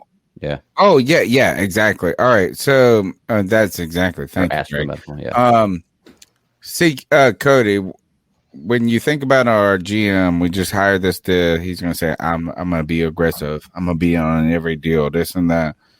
But I saw a couple people talking about offering that for Matt Stafford. Did it change? Did the news of that potential offer change your position on, or how did it color your position on our GM, our new GM? Not change it, but how did it color it? Here's a curveball for you. It doesn't. To me, man, I think it's David Tepper. And that's a conversation that we haven't had yet, and I'm really starting to think a lot of people have said this on Twitter. I've seen this. We got the Jerry Jones of Wall Street here in Carolina. Yeah, it's not a ridiculous. That's not a ridiculous position to have. And listen, it's like David Tepper was the one that was originally dropping all the subtle hints and jabs in the press conferences about Teddy, and the fact that, listen, I maintain this. David Tepper, I don't care what you want to say about Matt Rule or Joe Brady or whatever. David Tepper had the final and the ultimate say-so to move on from Cam Newton. Oh, yeah, 100%. So I put that on David Tepper. This is the podcast that will not talk about. No, it's a I miss Cam so much. I love you. I miss you so much.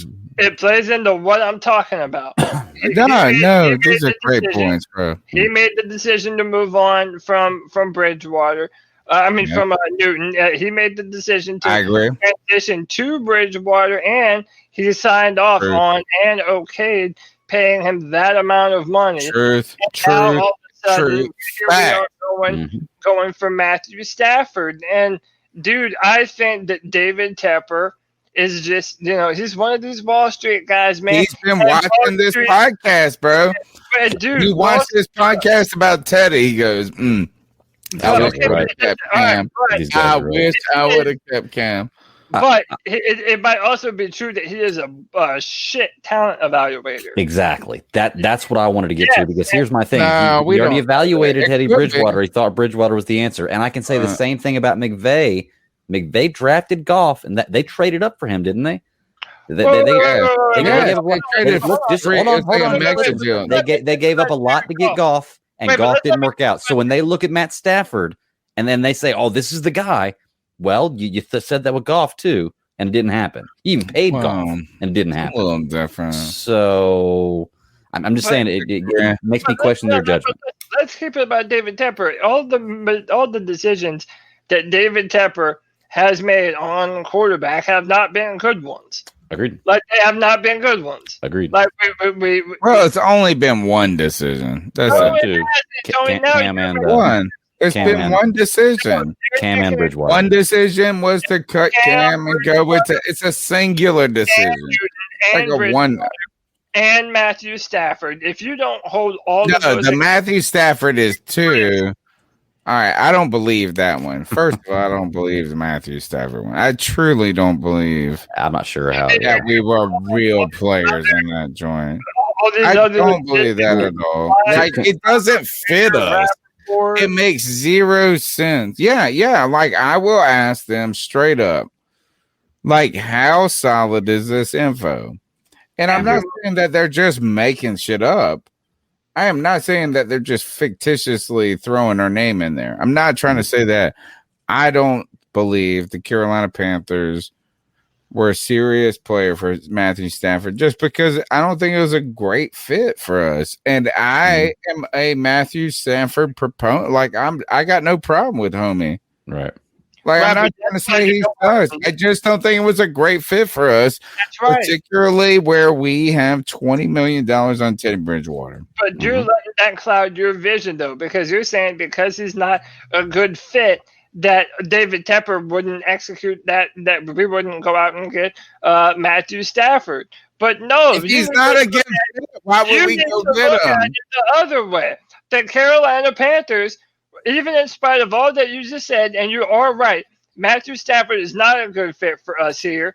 But yet, if it is true, then David Tepper once again signed off on a quarterback that would not fit this situation here in Carolina. Agreed. I like once again. But here is that if I went to your life and your house was worth like $200,000 and you were saying I'm gonna put it on the market. And I said, well, I'll give you $99,000.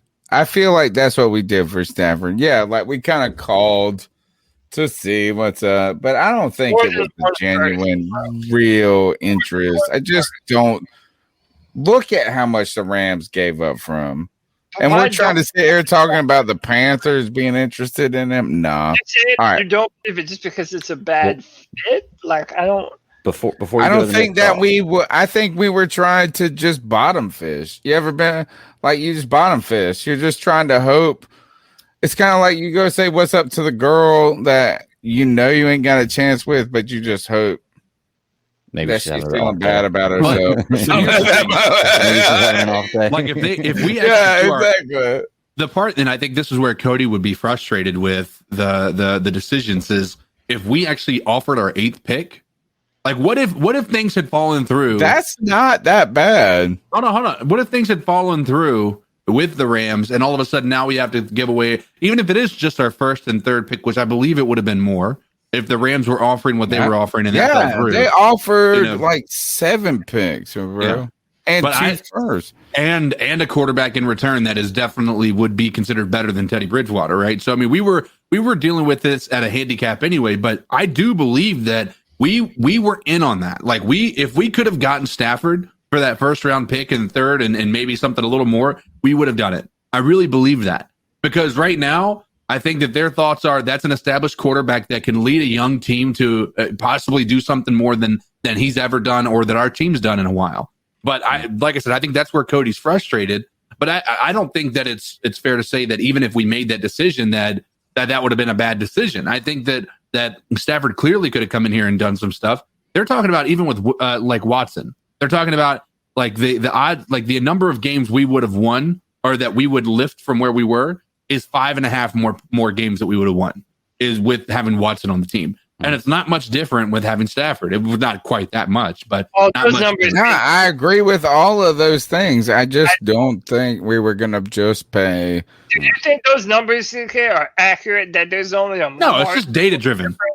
Yeah. Okay. So then, what does that even mean? Like, yes, they are accurate. Yes, they are accurate. Yeah, it doesn't mean nothing. If you put Stafford on this team, we were a 10-win last year.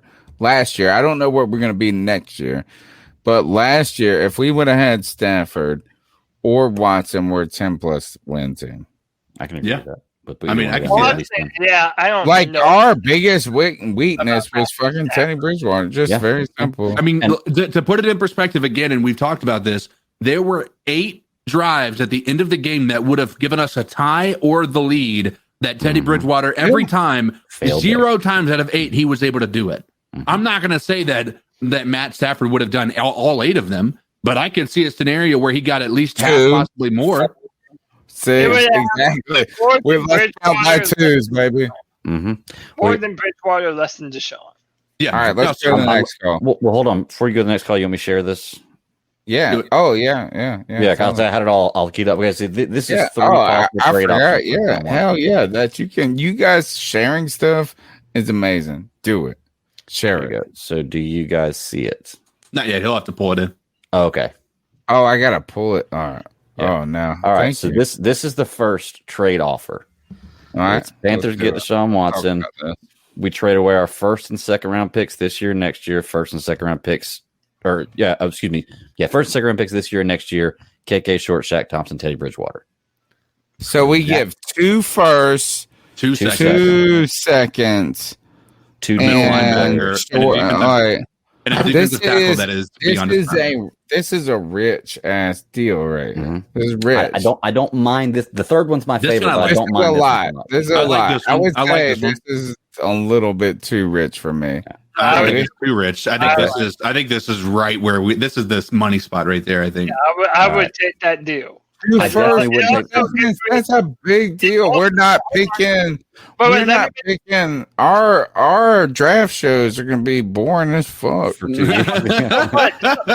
we would have Watson. Hey, Tony, our post-cam shows would be fucking lit. That's true.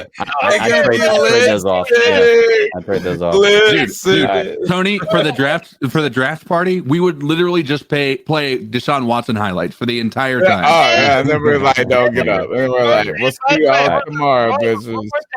One more thing about that last trade. If we took that, that also takes 3 problematic contracts off of our cap right now. Not as good as the third one, though. That's my second favorite.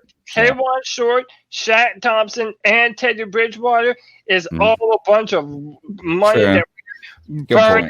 We're putting gasoline on that money. Yeah. Smash the thumbs up button, folks. Subscribe to the channel. And what's the next fucking deal? Cody's going to like this one more. Yeah, if you want to get rid of get some cap space, you'll like this one more. So we get Deshaun Watson, 21, 22 first round picks, 2021 second, 2022 third, CMC, and Gross Matos. Oh, I'm down for this. Yes, I like this one better. I like this one better. I think that like this year and next year's second, I want to make some noise in the second round. It's kind of like what I'm thinking. Yeah, it's like we got Moten in the second round. We got you can get You guys want to do Christian McCaffrey dirty like that? Like, I don't give a fuck, and that's so wrong. You're right. You're so right. It's like we're like, but he's a white privileged boy in a society. It's nothing about the white. None of that. He's a running back and he's overpaid. You don't feel sorry about him. He's overpaid, and I agree with Tony. All of these trades should have Teddy Bridgewater in it. I agree. No, nobody's taking Teddy, bro. It hurts them. You just throw him in there to get him off your book. No, they don't want them on it. That's why the last one. That's why the last one. That last one would have looked exactly like this one. With only 2 first rounders and 1 second rounder, but we had to throw in Teddy Bridgewater, so that's why they needed that extra. Actually, before you move on, here is if I was the Panthers GM right here, what I'm trying to negotiate right here is you either give us back that second round pick or the third round pick, and Gross Matos, you can't have all 3 of those things. Okay. It's I got to either pick let us keep the 2022 third round pick or Gross Matos. But Tony, that's how you're not. Tony, you have to realize that. That he has not proven himself enough. We can hold on to him. It doesn't matter. But that's why you're not giving away more. You're giving 2 first round picks, but that's it. Like everyone else in the news has been saying, 3, maybe 4 first round picks for Deshaun. Like this is only getting away with sending them 2 Why first round can't we picks. keep Gross Matos or that third? I'm just saying, because one of the already hardball negotiate. We have hands. The word on the street is the Houston Texans want young defensive players. Yeah, we did that one. Yep, Young was in there. What's the third one, Greg? What's the third one? This one's my favorite one here. Let's see, number 3. We get Deshaun Watson. I like number 2 so far better than number 1. We get Deshaun Watson. They get our 2021 or 21-22 firsts. They get our 22 second or 23 third. Dante Jackson, Shaq Thompson, Teddy Bridgewater. Yeah, sign me up for this one. I'll make my favorite one now all day. Number 3 is my favorite. We get to keep Christian. We get to keep our second round picks. And we got rid of the players that we don't even like. I don't think that this we don't even like these motherfuckers. We like this one, but I don't think this is enough for Houston. I agree. I don't think it is either. This is my favorite one because we give up the least, I feel, but I'm sure they see that too if they saw this offer. Yeah. You know, this theory. So do you think the league thinks more highly about Shaq than we do? No. No, I think we all. Do you think the Panthers think more highly about Shaq? I think the Panthers think more highly of him. Yeah. I'm willing. Yeah, but definitely. Herney might have thought more highly of him. I mean, right now, after this year, objectively, I think they probably think about Shaq Thompson. What we do is that he's a nice piece to have in your linebacker core. Next to Luke Kuechly. But he's not the dog. He's a nice piece to have beside Luke Kuechly. He's not the guy. He's not the dude. And he's a role player. And by the way, out of all those, number 1 in my opinion, even though it was the most in terms of draft picks, capital, the fact that it gets rid of so many bad contracts, number 1 is the one. Absolutely. Wow. Number 1, and I could see that working. You know, outside of the fact that I think that the reason that it is so rich on the draft capital is because not only Teddy Bridgewater's contract, but it's also the K'Wan Short's contract. Yeah. K'Wan Short hasn't played a full season in a while, bro. And he hasn't been an impactful player in even longer. Love Short, man. I'm a big Short fan, but you're right. It's been a couple of years now. It's been 2. And it's gone out of the season early as well. And it's kind of like one of this. If he comes back right now, it's going to be a great story. It's going to be a great story if he comes. I'm not saying comes back. Like, he can play. At some point, he's going to come back and play. But I'm talking about, like, if you come back and you're dominant like you were. He came in the same year as Aaron Donald, I think. And for the first 2 years, 1 year apart. KK was 13 and Aaron Donald was 14. Was he 14? All right. So KK turned out to be like the second round Aaron Donald. Yeah. You know what I'm saying? Like he was the Ollie's discount Donald at that point. Yeah. And he was dope as fuck from 12, 13, 14. He was killing, man. So I hope he comes back and does that. Do I think he can? I think he can come back and play. I just don't think you can bank on him being dominant. Next, I wonder. Oh yeah, go ahead. Hey guys, once again, Chuck from Elizabeth City. Great podcast, guys. So addictive. Thank you, sir. Calling in and listening to you guys talk about topics about the Panthers. I'm calling this last time talk about the Super Bowl. Who do you guys think is going to win? Who do you want to win? Thank you, Chuck, for pushing the conversation forward. I don't like Brady. She's out of the Super Bowl, and I'm tired of hearing about him. And Tampa's in the division, and I don't like the Tampa Bay bunch of queers. Chuck, bringing it. I love it. Chuck, don't be so. Tampa Bay bunch of queers. We won this division 7 times. We won it 5, Atlanta 4. So crude. Bringing up the rear 3. Now, I say that because the last time the Tampa Bay Buccaneers won the division, remember they were a wild card this year. The last time they won the division was 13 years ago in 2007. So they won. They did not. Really? They made the playoffs in those 7? I thought they haven't made the playoffs since 2021. Probably about 5. Atlanta. 2021. But Tampa Bay has not been winning the division. Thank you. 1990, 2000, whatever, when they won the Super Bowl. Yes, that was fun. They have more championships than everybody else combined. New Orleans won. Of course, us in Atlanta haven't won one. So, yeah, they've got the championships, but they've been the weakest team in our division of the past 19 years in this division. Okay. I also like to add that if Tampa Bay loses, kind of looking at it like this, that Tom Brady's got 1 more year on that contract. Yeah. He's coming back, bro. Tom Brady is playing next year, bro. And he must have win a ring. Tom Brady win or lose going for him next year, and he's coming back at least 1 year because he's beat every team in the league, but New England. He's been New England's quarterback. He's going to want to play next year and beat Belichick. Where were you at, Cam? You were supposed to be bringing us to the title. Belichick did not beat Brady, and Brady beat Belichick, and that's going to be big for him next year. But I think for Tampa to win the Super Bowl, if they win the Super Bowl, all things are smashed. But if they lose the Super Bowl, they definitely are going to be paying attention to winning. All right, thanks, Chuck. Let me ask you this, okay, about the Super Bowl. Mm-hmm. I actually don't give a. I have 0 negative feelings towards Tampa Bay fans. Me neither. And actually, I feel guilty about that because like we got this podcast. We're gonna come up here. We're gonna talk shit, this and that about everybody. I hate the Falcons. I hate the Saints. I hate the Falcons the most. I hate the Saints just a little bit less. But like, I don't even think about the Bucs.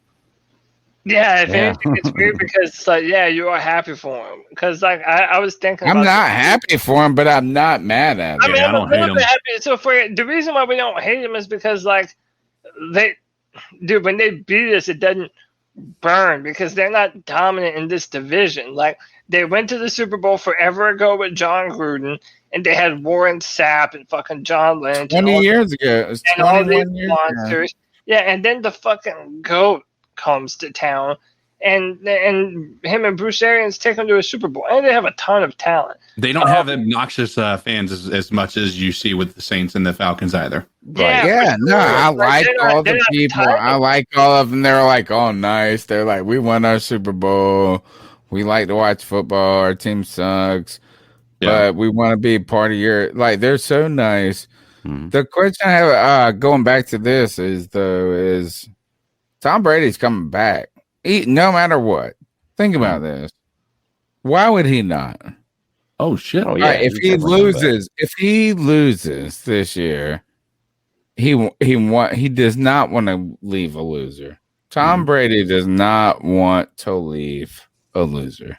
He doesn't. You just can see it. Second, if he wins, he gets a taste of the super success. You know what I'm saying? Like, not only did he get the 7th ring, but like, look, you're in a good spot. We just won. I don't feel like Tom Brady can quit, win or loss. I think he should just go until the wheels start to fall off. Yeah. Look what the Saints. You could have like 10 Super Bowl championships. Dude, look what the Saints did with Drew Brees the past 2 years, and they've been dominant with the quarterback that looks like he was about to die.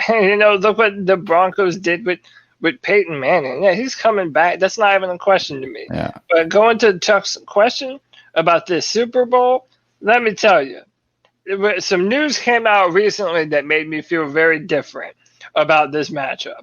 And some of you might already know what I'm talking about. But, okay, initially I thought, dude, I've said before that the Kansas City Chiefs are like a bomb. Once it goes off, there ain't no putting it back. Okay? The Chiefs can do that to anyone. It went off 3 years ago, bro. Yeah, so you cannot put it back. These assholes are unbeatable. But, big ass butt, boy. Their left tackle is out of the game. Mike Rimmers. Now they got Mike Rimmers. They got Mike Rimmers, yo. Mike Rimmers will be going one-on-one all night with Jason Pierre-Paul. But isn't he old as dirt? Isn't JPP old as dirt? No, he's like 67. He had a great year this year, man. No, he's had a great year. Yes. But isn't he like 67? But I will tell you this.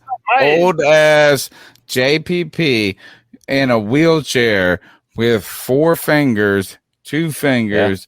Enough to beat the shit out of Mike Rimmers. But big butt to add to that. Patrick Mahomes is phenomenal rolling out to the right. Improvising, yep. The left, who gives a fuck? He beats everybody. That's my point. Nah, I'm with you, CK. It's like, it's the right, the left, who gives a fuck is my point. He's also the best quarterback in the NFL. I am. So I'm not, all right. Right away. 1, 2, 3. Quick. No explanation. Who wins the Super Bowl? Kansas City Chiefs. Kansas. I'm at Kansas. You're the only one. The Buccaneer are lonely. Tom Brady proves that he is. I understand. He is the greatest professional athlete of all time across any sport. I agree. I think that's a reasonable. No. Let's go to the next one. No, rephrase that. Another conversation. I'm coming back into this after the call, but yeah. Oh God.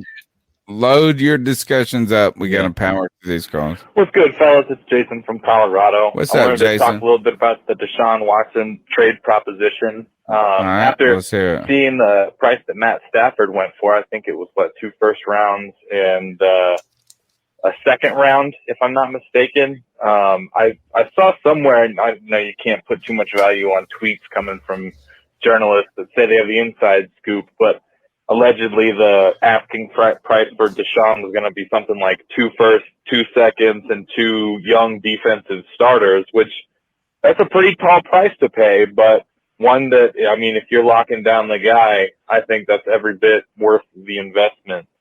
As far as potential defensive starters, I think that number one on the trade block ought to be Dante Jackson. Mm-hmm. I think that he is good enough to be a starter on a lot of teams, and he's young, but I have questions about his mental maturity and his ability to hold up to pressure and to take criticism well. There's just some maturity questions with him. And another potential young defensive starter that I wouldn't mind trading after this week may wind up being YGM. I heard that Gross Matos was implicated in some form of a hazing lawsuit against Penn State. And I did some reading on it. In my opinion, and it's not worth much, it sounds like the person who's filing the lawsuit might just be a bit sensitive to, I think there's a fine line between bullying / teasing and hazing. Hazing is a very institutional, kind of organized ritual, I should say, whereas bullying happens everywhere. And I think it's damaging to confuse the two. I think that bullying happens, it's not acceptable even though it happens everywhere, but to say that somebody, I don't think you can file a lawsuit and say that somebody was being a booger to you on a football team. I mean, at some point, it's a man's sport being dominated by some hyper-competitive alpha males, and there's going to be the stratification. People are going to rise above others, and they're going to, That being said, if Gross Matos is the type of guy that's going to be abusive towards other people, and even if he thinks he's being funny, not being able to draw the line, I don't know. That's just some thoughts I'm having. Dante Jackson, YGM, some draft picks, and get Deshaun Watson. I honestly think that would give it gives you the opportunity to plug in some people that you might not have heard of. Some, I don't know, let's say some undrafted free agents from Baylor and Temple, Question about that. Cody, do you know anything about the Penn State stuff that was involved? I mean, we heard, and I'm actually less interested in Yotam Gross-Matos and more interested in Penei Sewell or whatever the person that's coming out of that. That seems to make the real story is connecting the new player to maybe an older hazing player. I don't know. I mean, is this? I don't even know what. I didn't even hear about this. You haven't heard about this? Well, no, like a hazing story. Yes, at Penn State. I have no idea. Oh, you got to check. All right. Well, then we will look. We'll load it up for next week. All right. You got to look into it. Is that is Penei Sewell from Penn State? Penei Sewell is from this is the left tackle from Oregon. Who's the guy from Penn State? The linebacker, like whoever is going to be the first. Parsons. Sorry. So there has been a story that has emerged that ultimately implicated former Penn State players in these hazing incidents that were less than cool. And to the point where Penn State could face some issue. You know what I'm saying? Like it's not like a little thing. And I think it was that dude, that Parsons guy. I'm not 100 on that, but he's sitting there saying, I'm leaving and these motherfuckers fuck with me. And I think Yotam Gross-Matos is one of them. Like he's involved in the story, bro. We'll load it up for next week. Okay. Do you have evidence that he is, or is that like speculation? No, the story. I mean, yeah, the only evidence I have is I read that story that, I mean, it's like a real complaint. And yeah. Yeah, okay. No, and I'm not saying he's like a problem child, but he is caught up in some sort of issue. It would have to be bad for us to want to move on from him, right? Like to say that might rear its ugly head. Like, yeah. I I mean, but unless it had to do with like raping someone, then it's like it did. It was raping. Wow. All right, let's go to the next call. Okay. Got a little cut off there, but I just wanted to wrap up by saying that I really appreciated the podcast last week and the look at Scott Fitterer's picks. I'm really encouraged by what I've seen from him. It sounds like the word that he put out was that Carolina was going to be in on each one of these deals. And so far from what I've seen, Carolina has been involved in all of these deals. We haven't landed any yet, but it's from the word on the street is that Carolina was a front runner for Matt Stafford and that he didn't want to come here. I wonder if that might have to do something with the new coach that we just hired, the quarterback coach that worked with him. I wonder if he just doesn't like that guy or what, because it seems like the Panthers are, compared to some of the other quarterback destinations, aren't that bad. At least they're a known quantity that, with a positive front office atmosphere. There's less unknowns with our coaching staff. I mean, we don't have a whole heck of a lot of turnover in the coaching room, especially compared to some of the other teams out there. Anyway, I love what you guys are doing with the podcast. Keep pounding. Wow. Oh, I forgot to tell you guys this. Or have you ever heard of @the sports guy? It's a boy. He is the Israeli cat that always texts with everybody that's Panthers fans, and he does that round at the end of calls, and he's become almost famous on local radio. Shockhead? Yes. Shockhead, thank you. Dude, how did not remember Shockhead's name? He used to be in a chat room like all the time. Him and Travis, what's the guy from WFNZ? T-Bone. Yeah. T-Bone just announced today that Shockhead blocked him. It's like a big deal.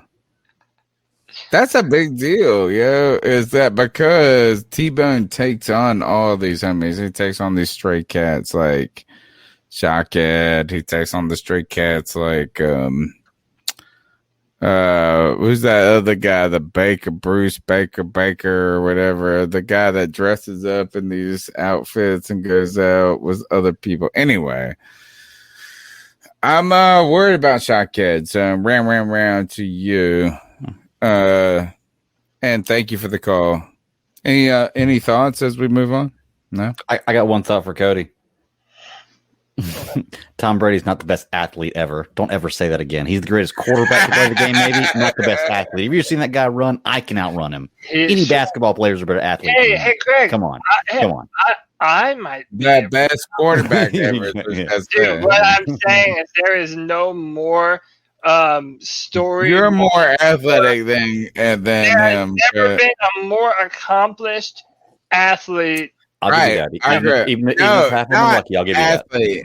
Even if half of them were lucky and weren't his fault. The word athlete is misleading. I agree. I would say he's the greatest. He's the most accomplished athlete. Leads us down a different road. He's not a physical freak, but listen, the man is an athlete. He's the greatest quarterback. He is an athlete. Yes, greatest NFL. The greatest football player, and he's also the greatest sports player.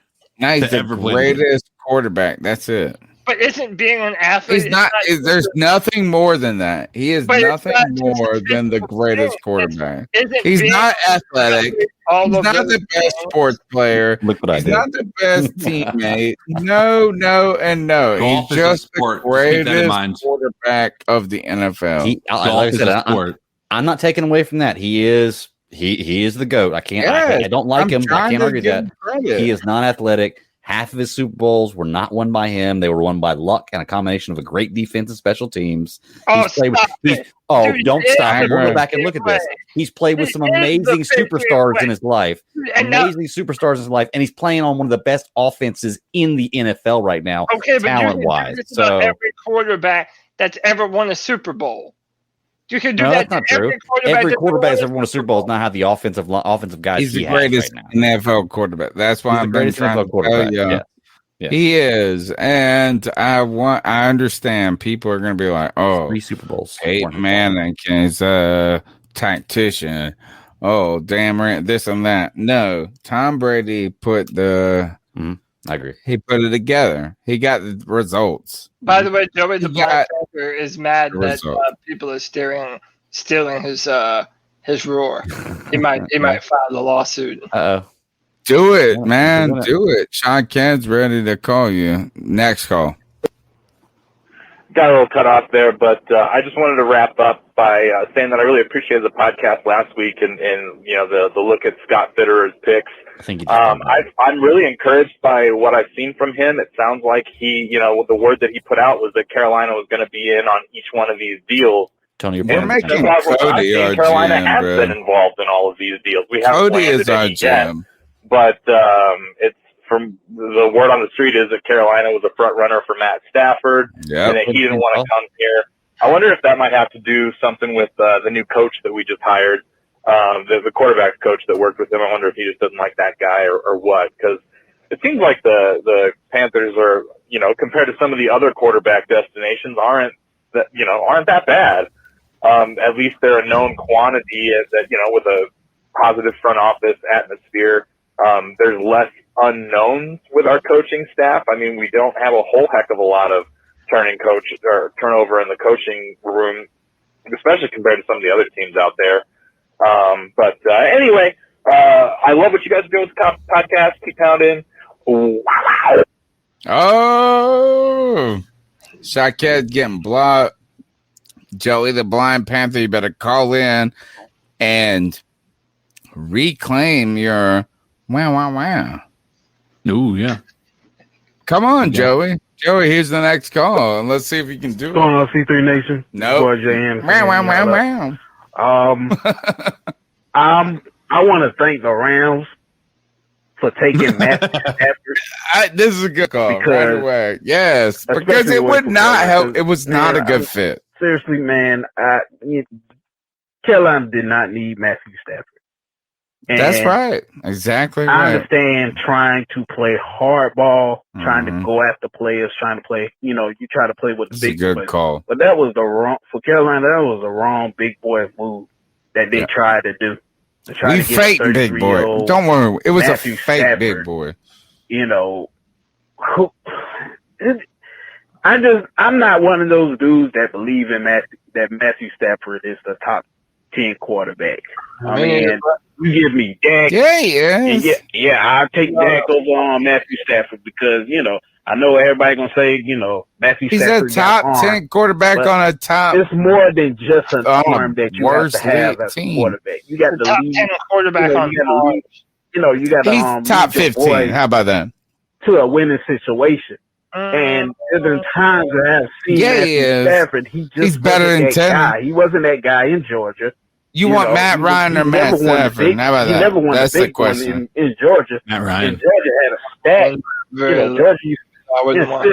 Georgia is an elite program in college football, and he never won the SEC. Yeah, but they never have quarterbacks at Georgia. So I just never believe in Matthew Stafford. I never, you know, in the times when that Dallas game, he been up, you know, they've been up 20-7. He had a great defense. He had weapons around him against Dallas. College making and he had the ball at the last drive. And, you know, he didn't take those boys to a winning situation. So I just don't believe in Matthew Stafford as that quarterback. Yeah. And stuff like that. And hopefully, you know. That's why he wasn't a good fit for Carolina. He's a great fit for LA. Right. You're about to see if he's a winning quarterback. Looks bad. He doesn't do it in Los Angeles. Right. It looks bad. Hopefully they get their mind right in selecting a quarterback in the first round. I like Trey Lance. If we get lucky, we get Justin Fields. And just do right by building guys around him, building a line around him and stuff like that. I know some people want to get a line now, but you can. This is why I think we're trading back, bro. Still get a line and stuff like that. I think we're trading out of it. We don't need to worry about a quarterback. You know, Teddy gonna start anyway. Yeah, Teddy gonna start anyway. But who in the draft? You know, who in college next year? Who in college that's gonna play next year that you believe that gonna that Carolina. All right, next call. Good call right there. Yeah, this is Jay Anderson back again. But like What's I up, said, Jay? man, for people that say we can, draft a quarterback next year or next 2 years, I'm like, if you were watching college football, like who in the world do you believe that you have he put the that you tough believe that can question to come, me. that we can pick up That's a good and question. be that guy, be that franchise quarterback and stuff like that. I don't Tua. see it. Sam Tua. Howard is not that guy. I don't believe in that dude. I know some people talking about the kid from Oklahoma. I just don't see it. The kid from Cincinnati, I don't see it. Unless they prove me wrong, next year that I see something in them that they can come to Carolina and be a franchise guy. I just don't see it. I see guys right now. I see a Justin Fields. I see a Trey Lance. Trevor Lawrence is that dude. We're being but I just don't, I don't see it from Justin. the guys I don't that believe in Justin the Fields. guys that coming in. I don't believe in coming in next year. Who knows? It might be a Cam Newton like next year that blows the roof off. Next college football season. But that just comes out of nowhere. You might as well go ahead and get one right now. It's not reaching to get a quarterback. If your GM know how and your scout team know how to scout and your coaches know how to, coach talent, then there's no worry about, getting the line, getting a tackle in the first round, second round, doesn't matter. They still got to coach them up. Look at we got on Greg Little in the second round, and everybody I love that pick. Look how that turned out. We pick them high.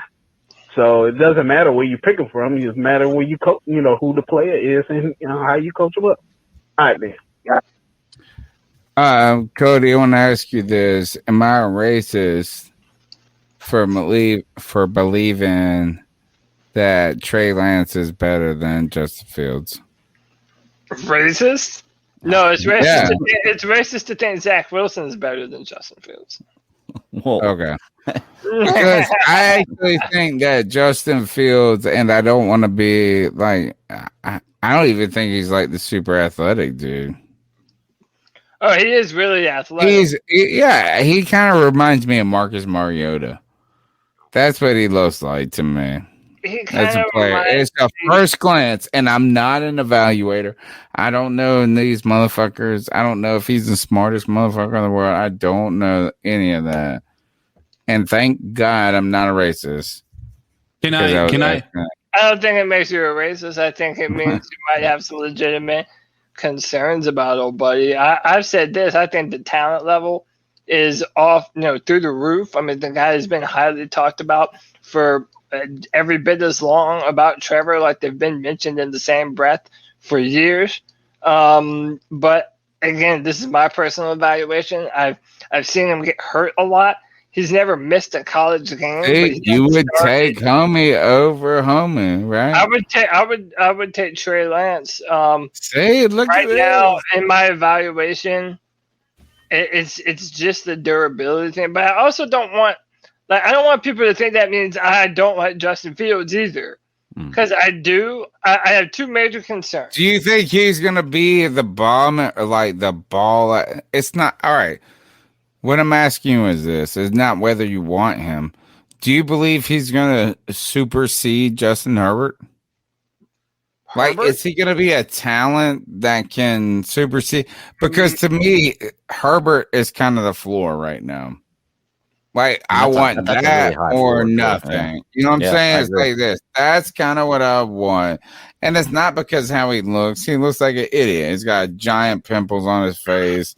He's like this and that. Like, no. So it's not, you can't tell me it's like how he looks or this and that. I'm just saying this motherfucker bombing the shit down the field. Is he better than Herbert? That's what my gauge is. Better than Herbert? College film. Is Justin Fields a better pick? Like, kind of like Tua. No. Like you said, no. Then I don't want nothing to do with it then. I think but you might have missed your chance. Like Herbert might be a once in a lifetime kind of prospect. Oh, sus, he ain't that good. Dude, 6'6". He is not good. He is not that good, bro. He is not that good. He is not better than Cam. He is not better than Josh Allen. He broke like every rookie record that there was for an NFL quarterback. Yeah, but they didn't win. Smashed them. But they didn't win. Neither did Cam Newton. Neither did fucking. And Cam, guess what? His career did not supersede. And I will put Cam up against Josh Herbert all day. You're misinterpreting. What's his name? What's his name? Justin. You're misinterpreting what I'm saying. Not good with names. When I talk about quarterbacks, I'm drafting traits. If you're a big motherfucker, 6'6", 240 pounds, and can damn near run a 4.5, yeah, I'm gonna evaluate the things that you do. This guy or what's the field? Him or Fields? Herbert. All right, well then I don't want nothing to do with Fields then. But that's a bad comparison because why? Why? It's like this similar range. How about we were at 6 or 7 last year? We could have had Herbert. I can't guarantee you that Trevor Lawrence will be as good as Justin Herbert. Whoa. That's a lot. If you can't do that, then I don't want to talk about what anymore. I don't want to talk about shit anymore. You're not even listening to me now. I'm saying Trevor Lawrence might. I'm not saying he is or isn't. There's a possibility that he isn't as good as Justin Herbert. Justin Herbert's a little bit bigger. He probably has a little bit better arm talent, but Trevor has been a much more accomplished winner throughout his entire life. But Greg, get him. I just have a question. I'm not going to get him. I have a question. Traits. Mm-hmm. Go ahead. I have a question for you. Okay, because I know last year everybody was damn nuts about Joe Burrow. Okay? If Joe Burrow doesn't get injured and finishes the year out, does he have a better season than Justin Herbert? Because last year everybody was like, he's the end all be all. He broke every college record you could have, the best college year ever, and now it's all about Justin Herbert. He wasn't given the same opportunity. Joe Burrow was very good this year. He just didn't have as many wild throws down the field. Yeah, he didn't have a and he got hurt. Number one, he did not finish the season, so he got hurt as fuck with a bad offensive line, horrible offensive line. There were questions though, if he was the bomb diggity, he's a baller. I almost equate him a little bit to the Browns quarterback. Mayfield. They're not as good. It's about playing. Yeah, they get more hype. It's not about their talent. Yeah. It's just about these guys win on Sunday. Did you say you compare Baker Mayfield to Joe Burrow? Yeah.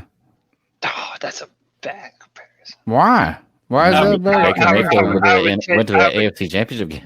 Neither of them have elite. Neither of them have elite traits. Neither of them have elite traits. They just are cats that try to win. I would take Joe Burrow over Baker Mayfield 10 times over. I would too over Baker Mayfield. But they're still not the most athletic joints. That's what I'm saying. Is this? They are neither of them. Joe Burrow, if you think that Joe Burrow, you're like this, my man. He's like this. I will not fuck with Tua. I will not fuck with Tua, but we ain't gonna talk about Joe Burrow. Joe Burrow does way more than Tua. Lies. You don't know that. Joe Burrow had one really good college season. Tua had 3 phenomenal college seasons. 4 games. You have 4 games of tape, and they're just all right. I think that Joe Burrow just has a big D. He just is like this. He just always come back to the dick. Joe Burrow has proven to be a good rookie NFL quarterback. which is something. How? He is not proving it. He played 3 games, No. Well, he played 6 games, and he had almost 3,000 yards, 13 touchdowns, 5 interceptions. That's not bad. That's not bad. That's going to finish out about 5,000 yards. No, I'm not saying he's bad, but he is not proving it. He's not proving it. Come on. I mean, that's all. Tagovailoa has not come close to that. But he not. Tua was in the playoffs. That's not a valid argument either, because Tua was in the playoffs. Tua was in the playoffs, dude. No, they weren't. They didn't make the playoffs this year. Yeah, they didn't make the playoffs. They had a good record. They should have been in the playoffs with their record compared to some of the NFC 5 teams. or whatever. They didn't make the playoffs even with that record, bro. Because the AFC is just stacked. But what I was going to say is comparing Tua and Burrow is tough, because Tua had a fantastic defense. He did not have to play from behind very often, right? So those yards are going to be all running. They're going to be everything, right? Whereas the Bengals constantly behind. The only thing you can do is throw the ball, right? And that's the reality of it. So, I mean, even comparing those stats are just going to be misleading. I just don't. When we looked at him, we were not like, how about this? Let me ask you this, Cody. If you could pick right now, would you pick Joe Burrow or Justin Herbert? That was basically what I was asking. Yeah. Justin Herbert. You can take it now. See, look, he ain't even gonna pick Joe Burrow. Do you mean he's not gonna even look? This bitch went straight Justin Herbert right away. Look, that's you're fraudulent. I think a better representation. I think a better representation would be Joe Burrow or Justin Fields. That's what. That's bad. Look, real quick, just to give Joe Burrow. I think Joe Burrow can be good. They're comparable arm talent. Actually, it's not comparable. I would say this, Joe Burrow. Then I think that Joe Burrow is better than Justin Fields. I would put 5 million miles. No, y'all want to have some fun with numbers here? I would put Joe Burrow ahead of Justin Fields. Yeah, I probably would too. That's what I just said. Joe Burrow played 6 games, and he finished 23rd in passing yards. He played 6 games in his rookie year, and he had 1 less touchdown than Teddy Bridgewater. Yeah. He finished in 6 games with more passing yards than Cam Newton, Carson Wentz, Nick Mullins, Gardner Minshew, Sam Darnold, Andy Dalton, Ryan Fitzpatrick, Mr. Trubisky, Dak Prescott, Nick Foles. Now we're getting into secondary. In 6 games, he threw for more yards and touchdowns than all of those guys. Well, not maybe touchdowns, but yeah, they have good weapons. Touchdowns. They just don't have a great offensive line. Like, I mean, to say he's if they were to fix their offensive line, they have competitive you would offense. Want Justin Fields over Joe Burrow is ridiculous. I didn't say that. I said I put Joe Burrow over. I said they're comparable.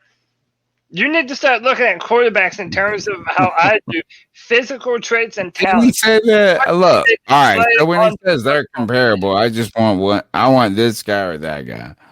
And I actually don't think that Joe Burrow is better than some of those guys we're talking about. I don't think he's better than Trevor Lawrence. I don't think he's better than who was the other one? Trevor, I'd put above Joe Burrow. I'd put Trevor. But he is way better than a couple of these other cats. Yeah. Cam Newton, how about this? Let me tie it all back into the Panthers, okay? Cam Newton represented a premium prospect, right? 6'5", 240 pounds, cannon for an arm, mobile, tight window throws. Okay, I consider that the prototype. Okay, there are only 2 other players that have what I call the full package, meaning they have every single thing that you could want in a quarterback, and they're graded at an elite level. Who are they? Who are they? Tell me. It's Justin Herbert and Josh Allen. And the reason I don't put Patrick... Oh, my gosh. You're racist. The only reason I don't put... 2 white quarterbacks. Oh, shut the fuck up. The only reason I say that is because Patrick Mahomes, for example, is not built as big. So that's what I'm saying. Cam Newton, Justin Herbert, and Josh Allen, he's the best quarterback that ever lived, bro. but again, they're durable because they're big as fuck. They're strong, smart, athletic. Like, that's what I'm saying. If you're going to compare everyone to Justin Herbert going forward, dude, good fucking luck, bro. Because I'm telling you, that kind of talent, you don't just happen upon it, man. So that's what I'm talking about. When you're judging these players, you are never going to be able to teach Tua or Joe Burrow to throw a ball as fast and as hard as Justin Herbert or Cam Newton or Josh Allen. And the ability to make throws on the run. Obviously, you're not going to be able to teach Cam the footwork, the whatever it is. I love Cam. Sorry, Cam. Please come back. Next throwing motion, all that stuff, yeah. Yeah, whatever it is. We still have hope. Oh, yeah. And this is your boy, Jay. And one more thing I got to say. I know I'm calling too much, but one more thing I got to say. You know, I've listened to a podcast, Quick Blitz podcast from Homegirl Sheena and Vashti. And I heard one of the 4-man rush boys said that it takes 4 to 5 years to build a Super Bowl team. I think that's stupid to say. If it takes 4 or 5, this ain't the 90s. If it takes 4 or 5 years for a team to build a Super Bowl team, then you got the wrong GM and you got the wrong coaches in place. You got the wrong scouting team in place. It doesn't take 4 to 5 years to build a Super Bowl team. And I heard the dude use the San Francisco 49ers. First of all, he got the date wrong. He said from 2006 all the way to 2019. Actually, it was, you know, they got Shanahan in 2006, 2017, you know, and they got, you know, Garoppolo. Yeah, Garoppolo was hurt that next year. But, you know, that next year in 2018, but in 2019, that's when they went to the Super Bowl. You look at Philly, it took them, you know, they went 7-9, you know, 7-9 soon as they got their coach, you know, with the staff and stuff like that. Plus they got Wentz that same year in 2016. Then they went to the Super Bowl next year in 2017. So if you got the right GM, that knows, you know, that has a team around him that knows how to scout players, and you got a coach that knows how to coach them, and you pick the right players, you could be in the contender in the Super Bowl, in the playoffs next year. If Carolina know what they're doing and you know, if they do everything right, they can be in the playoffs next year. They can be in the playoffs next year. They can be in the Super Bowl next year. It doesn't take 4 to 5 years to get to the Super Bowl. So I don't know what dude was thinking by saying it. This ain't the 90s. This is a new time. The Rams have done it. You know, the Rams have done it. Plenty of teams have done it. Hell, the Carolina Panthers, when we got Cam in 2011, you know, and they got Luke Kuechly that next year, 2013, we was a legit Super Bowl contender team. The only thing bad about it is that next year that we end up dropping Smitty and, you know, Greg Hardy got into his issues and stuff like that. Cam got hurt a little bit in that year, and we had a fall off year, but we picked it back up in 2015. Yep. So it doesn't take 4 to 5 years. If you got a good GM, if you got a good GM, you got good coaching staff, you can have a Super Bowl team that quick. He's 100%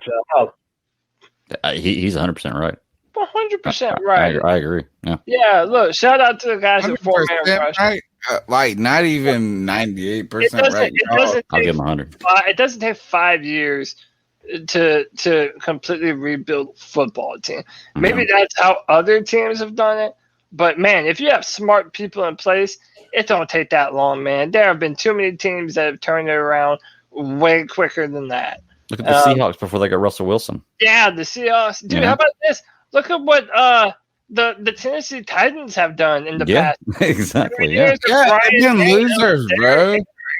Yeah, man. The Tampa Bay Buccaneers. I mean, look what happens to them when Tom Brady comes to town. Like, it doesn't have to take that long.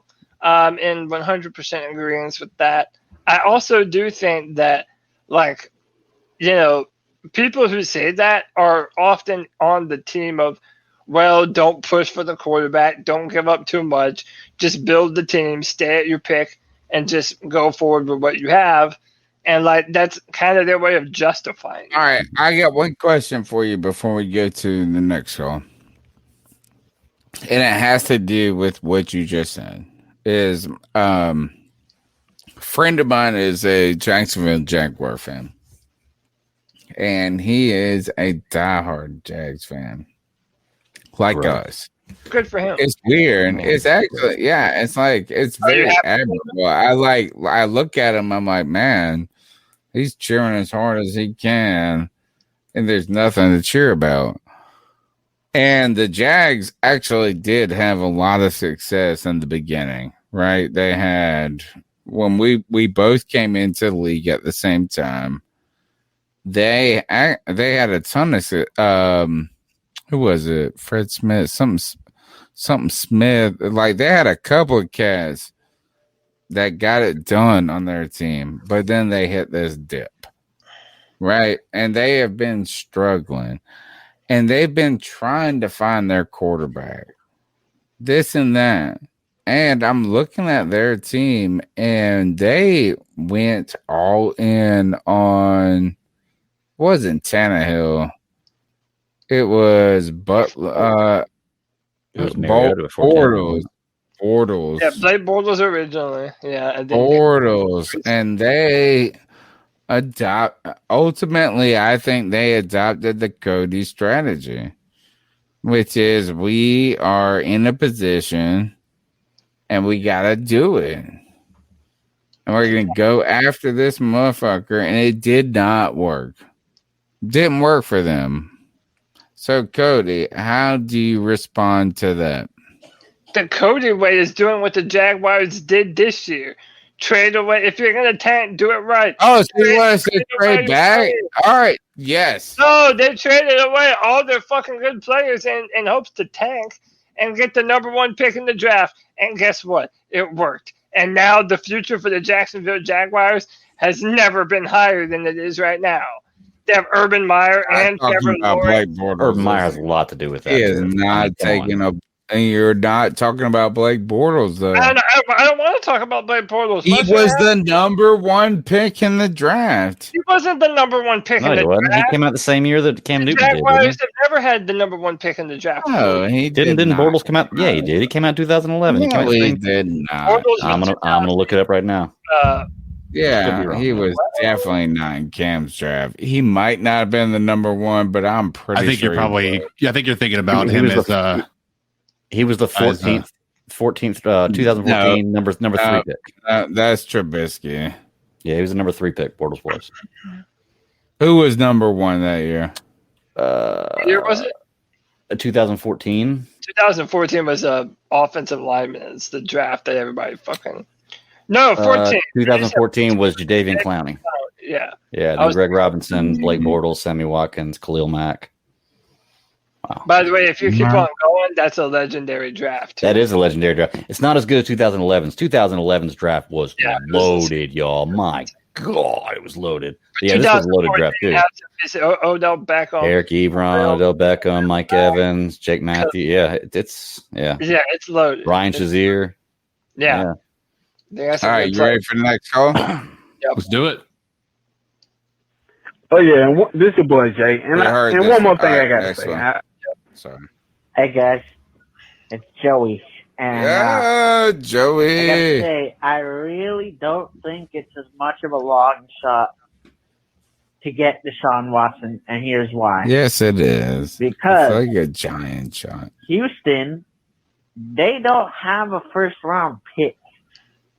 And we know Scott Fitterer is used to picking near the bottom of the first round, if he even picks in the first round, or him and his team. He never was the one in charge of it. But anyway, giving away a first-round pick to him is nothing, and I hope the hell he doesn't become like Bill Belichick, but I think he's a better talent evaluator than Belichick in that draft. Belichick's not a good drafter, but aside from me hating Bill Belichick for what he did to Cam Newton, we're not going to talk about that buffoon. Anyway, if we send Houston 2 firsts, whichever wide receiver we're not going to pay, and Teddy Sewerwater. And I know you're going to say, "Oh, Houston doesn't want Teddy Sewerwater." Yeah, they do. He's a good backup, and Houston can't choose. We don't want him, bro. They passed up Salah. They passed up. All right, next up, we're going Joey. We're going next call. We're not. We don't want to hear about the roar. He's at the roar. Oh, we gotta do the roar. Hold on. Yo, what it do? We gotta do I the didn't roar. really cut that man off because he wants to. I wanted to call in and just say, what did I do wrong? Hey guys, why are you cutting off Joey? Because he wants to show Because off. it's like 3 minutes of us hearing. and a second, third, fourth, fifth, sixth, and seventh in that number of years. I don't care. We have Deshaun Watson, and We're not getting Deshaun. What I'm saying, That's why. they don't want to listen. Teddy's cat. And Ram. Come on, hit us with the ram. Think that would work? Anyway, guys. Wow. That's why. And what did I do wrong? Tell me what I did wrong. You're like, I gotta go home by this time, and I've already. And I didn't. Like, I'm on here an hour longer than I thought I would be, and I would even. I know. That's why I was trying to do even longer for Joey the Blind Panther's roar, man. That's what it is. You don't ever mess with Joey the Blind Panther. Right. That's his roar. Look, man. He's trying his best, and I'm trying my best too. Let's see what this next call is gonna say. Yo, what it do? I'm just sitting there smoking on some Perpzilla. I wanted to call in and just say, fuck the Saints. Fuck them in the heart. I don't mind it. In the face. He's like, I just want to fuck the Saints. Said fuck him in the heart. Did we hear Hey, this guys. one? It's Joey. All right, And, we have that one. I gotta All right, say, here's the last I one. really- I hope it's the last one. Oh, G baby! This is my my. What's good, Panther Nation? I'm about to make a sipping T-shirt a little that bit, says watching G motherfucking baby podcast. and And if we truly offered 2 first-round Flip-flops. draft picks for a 32-year-old Matthew Stafford, I'm it's not not that for bad. the fucking team. Yeah, it didn't happen. That makes no Stop, fucking sense G to me. baby, stop. Two first-round draft picks, including our 8th overall pick. It's so. I feel him though. I'm right there where he's at. Yeah. I'm sorry. Matthew Stafford can't throw the ball anywhere on the field, but you want to give away our future for a 32-year-old quarterback when Cameron Darrell Newton is going to be a fucking free agent I love and he's this only at about the age G of baby. 30, 31? G baby is livered. And you don't have to He give away rides no or picks for that die with motherfucker. Are Cameron. you kidding me? Stop it. I genuinely don't think these motherfuckers know what the fuck they are doing, man.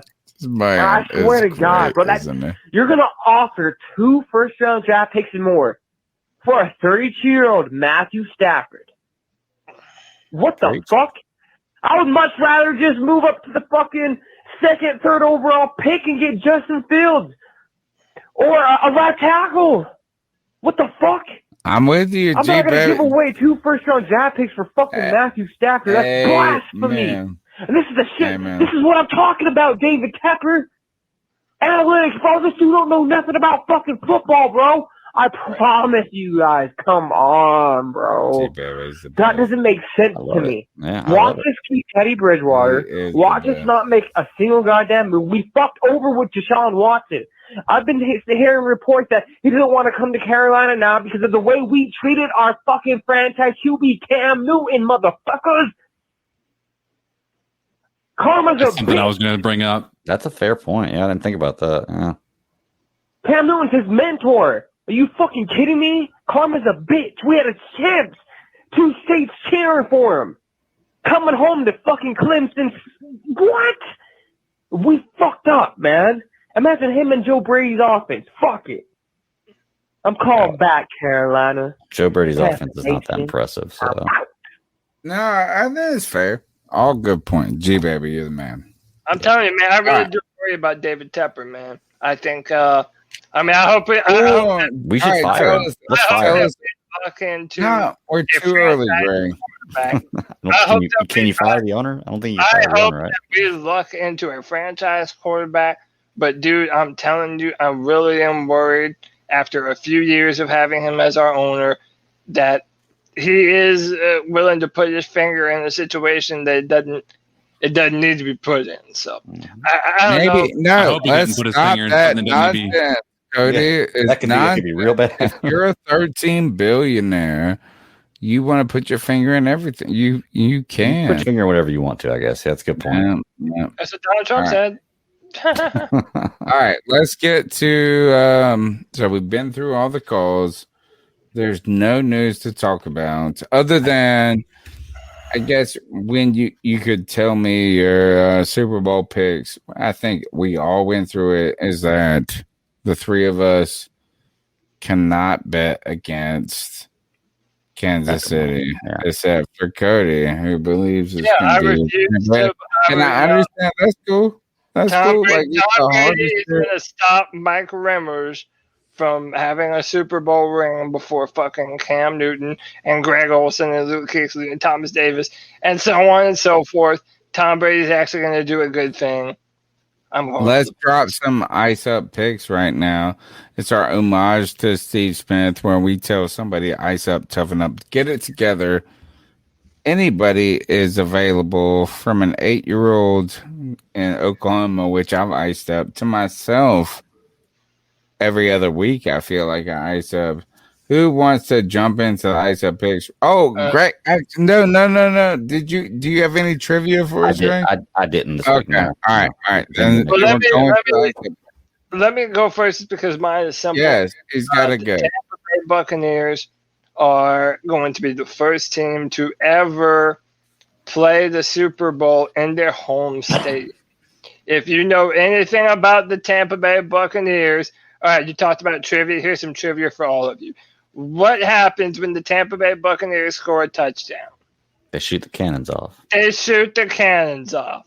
Mm-hmm. And would you believe it or not, the first team to host the Super Bowl in their own stadium, the NFL will not let the Tampa Bay Buccaneers fire the cannons in the Super Bowl at their home fucking stadium. I get it. That is the dumbest shit in the world. I understand. Dude. Because it's supposed to be a neutral game. It's not a neutral game, though. I know it's not, but that's why they're not letting them do it. Yeah. Earn their home game, man. Under any normal circumstances, yeah, fine. Even Steven, no home field advantage. The Tampa Bay Buccaneers earned their fucking home field advantage, and they should be able to fire their own damn cannons in their own damn home in their own damn Super Bowl. Ice up the fucking NFL. I disagree. I can't believe I'm going to bat for a division rival, but fuck it. It's their home. Ice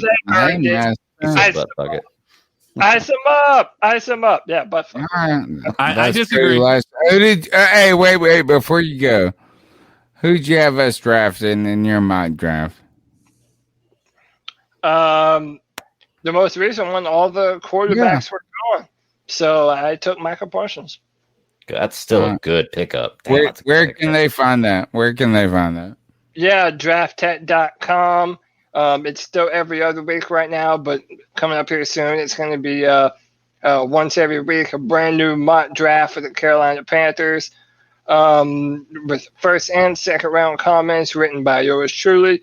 Find me on on Twitter at Cody Lack, CODYLAC. And that's it for your homeboy. My man. Material love, Cody. Last name. It's love. Let's turn the mic to CK. Who you got for the ice up pick? I so you don't got nobody? Not really, man. It's been a good week. I haven't really been reading a lot. I have. I'm gonna ice up fucking Robin Hood. I'm gonna ice up Robin Hood because that's for those who haven't followed the market and all the stuff that's going on with the short selling, with GameStop, with AMC theaters, all this stuff. Basically, the normal regular people that are not billionaires, trillionaires, the top 1% of wealth in the world, found a way to come together as a hive mind and manipulate the markets just like every other fucking hedge fund has ever done since the inception of the stock market. It happens all the time. And if you haven't read up on it, I encourage you go and read up on it, because you're going to see what hedge funds do, where they tried to short sell, they tried to short the market on GameStop, and they lost billions of dollars because they were screwed out of it by a hive mind of people that are on Reddit, on a Reddit thread. So there's a couple of ICE-ups in this. There's number one, Robinhood, because they stopped the ability to trade GameStop stock because it was too volatile or whatever. And the reality is Robinhood is a free app. You can go in there and trade for free. And the reason that you can do it for free, the way they make their money is they sell all the trends to the hedge funds. So their only customer is the hedge fund managers. It is not the everyday average consumer that you might think is out there trading on their app. That is not who they go after. It is the hedge fund. It is the top of the top, because they pay for information from Robinhood. If you didn't know that, go look that up, because that's how fucking crazy that shit is. We've been doing it because we've been guilted in. We've been thinking, oh, it's free, it's great, we can trade just like everybody else. No, you're being manipulated into being able to give information to other people about trends and markets and things like that. Anyway, that out of the equation. Now, the insurrection was started on Reddit, right? Was planned for a tremendous amount of time, right? After the election had taken place. They shut down the Reddit page that was organizing the stock market stuff after 2 days. They didn't touch the insurrection Reddit page at all. Ice up Reddit, ice up Robinhood, and ice up you hedge fund managers who think that we can't, as regular human beings, figure out how the fuck you've been doing shit, especially with the internet and with everything that we have to be able to become a hive mind and work the way that we have. You guys lost, and you can't fucking accept it. You're acting like petulant children. Ice up all of you. It's a good one. It's a real good one. Oh, you want me to go? Yeah, jump in there. All right, mine's a simple story. It doesn't give a location of these travelers, but these four travelers were coming. I guess they took a vacation to China. They were on their way back home, and I guess wherever they're at, they don't have oranges there. So they purchased 66 pounds of oranges. What a sad story. That is sad, yeah. Well, they purchased 66 pounds of oranges, not realizing that you would have to pay extra to get those on the plane. So rather than paying the extra, they ate 66 pounds of oranges between the four of them in 20 minutes to make their plane, which resulted in painful sores in their mouths. I like these people. I would be with these people. I would be like, all right, just wait. Do you know what it cost for the 66 pounds of oranges if they would have got them on the plane? $46. $46, probably less than the oranges cost. 66 pounds of oranges cost themselves. I would have eaten those pictures too. No, between four people, if you're flying on a plane, you can't pull up what $12 a piece or $11.50 a piece. A lot. I get you. But for them, ice up. All right, so that's actually I like that. That one is super funny and delicious and full of vitamin C. I do love oranges. Yes. Yes. My ice up pick this week goes to I don't know who to direct it to. Is it American Airlines? Is it this website? Is it this whatever? It says this is this is the headline. Woman says she was charged African American fee after North Carolina flight. So, here's she wants an apology, and it was in North Carolina. Keatry Bryant says after taking an American Airlines flight out of Charlotte, she was charged an African American service charge. I know where this is going. I just saying this. Is that American Airlines AA? Yeah, that was all over the place. Is that this poor lady got charged a charge. Got charged a charge by American Airlines because she was African American and it said African American in Africa. It was like the weirdest thing. Like she posted her shit. Here, let me read it to you. So it actually said African American charge. It wasn't American Airlines. This is her post. Keitry Bryant, Keitry, K-Y-E. I'm not trying to fucking raise the name up. So Keitry Bryant.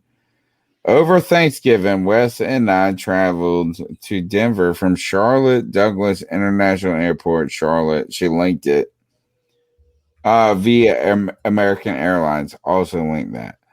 We both used different cards to pay for our luggage, and instead of being noted as such, both of our bank statements read African American service charge.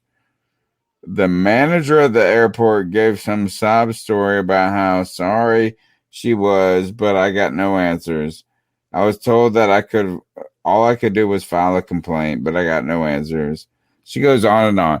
Anyway, the point of the whole story is that they swipe their card. These poor people. They swiped their card and it said, "You black." Basically, that's what it said. It said, like, it was like this. They swiped their card and they were like, and you're an African American on an American airline. It's so many A's, I can't even follow it. And my point is, my ice up pick is this. Is that I have trouble following this story.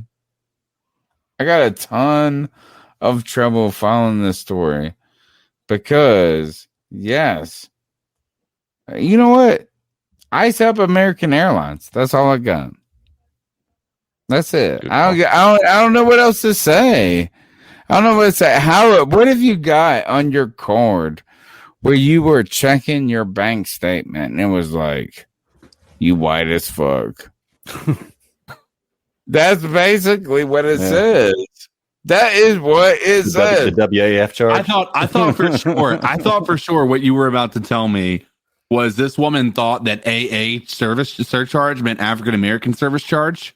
No, like, I thought for sure that's where you were going with that instead of American Airlines. Yeah, when he said this that, I thought actually, I won't say this poor company, this poor woman, A, and B.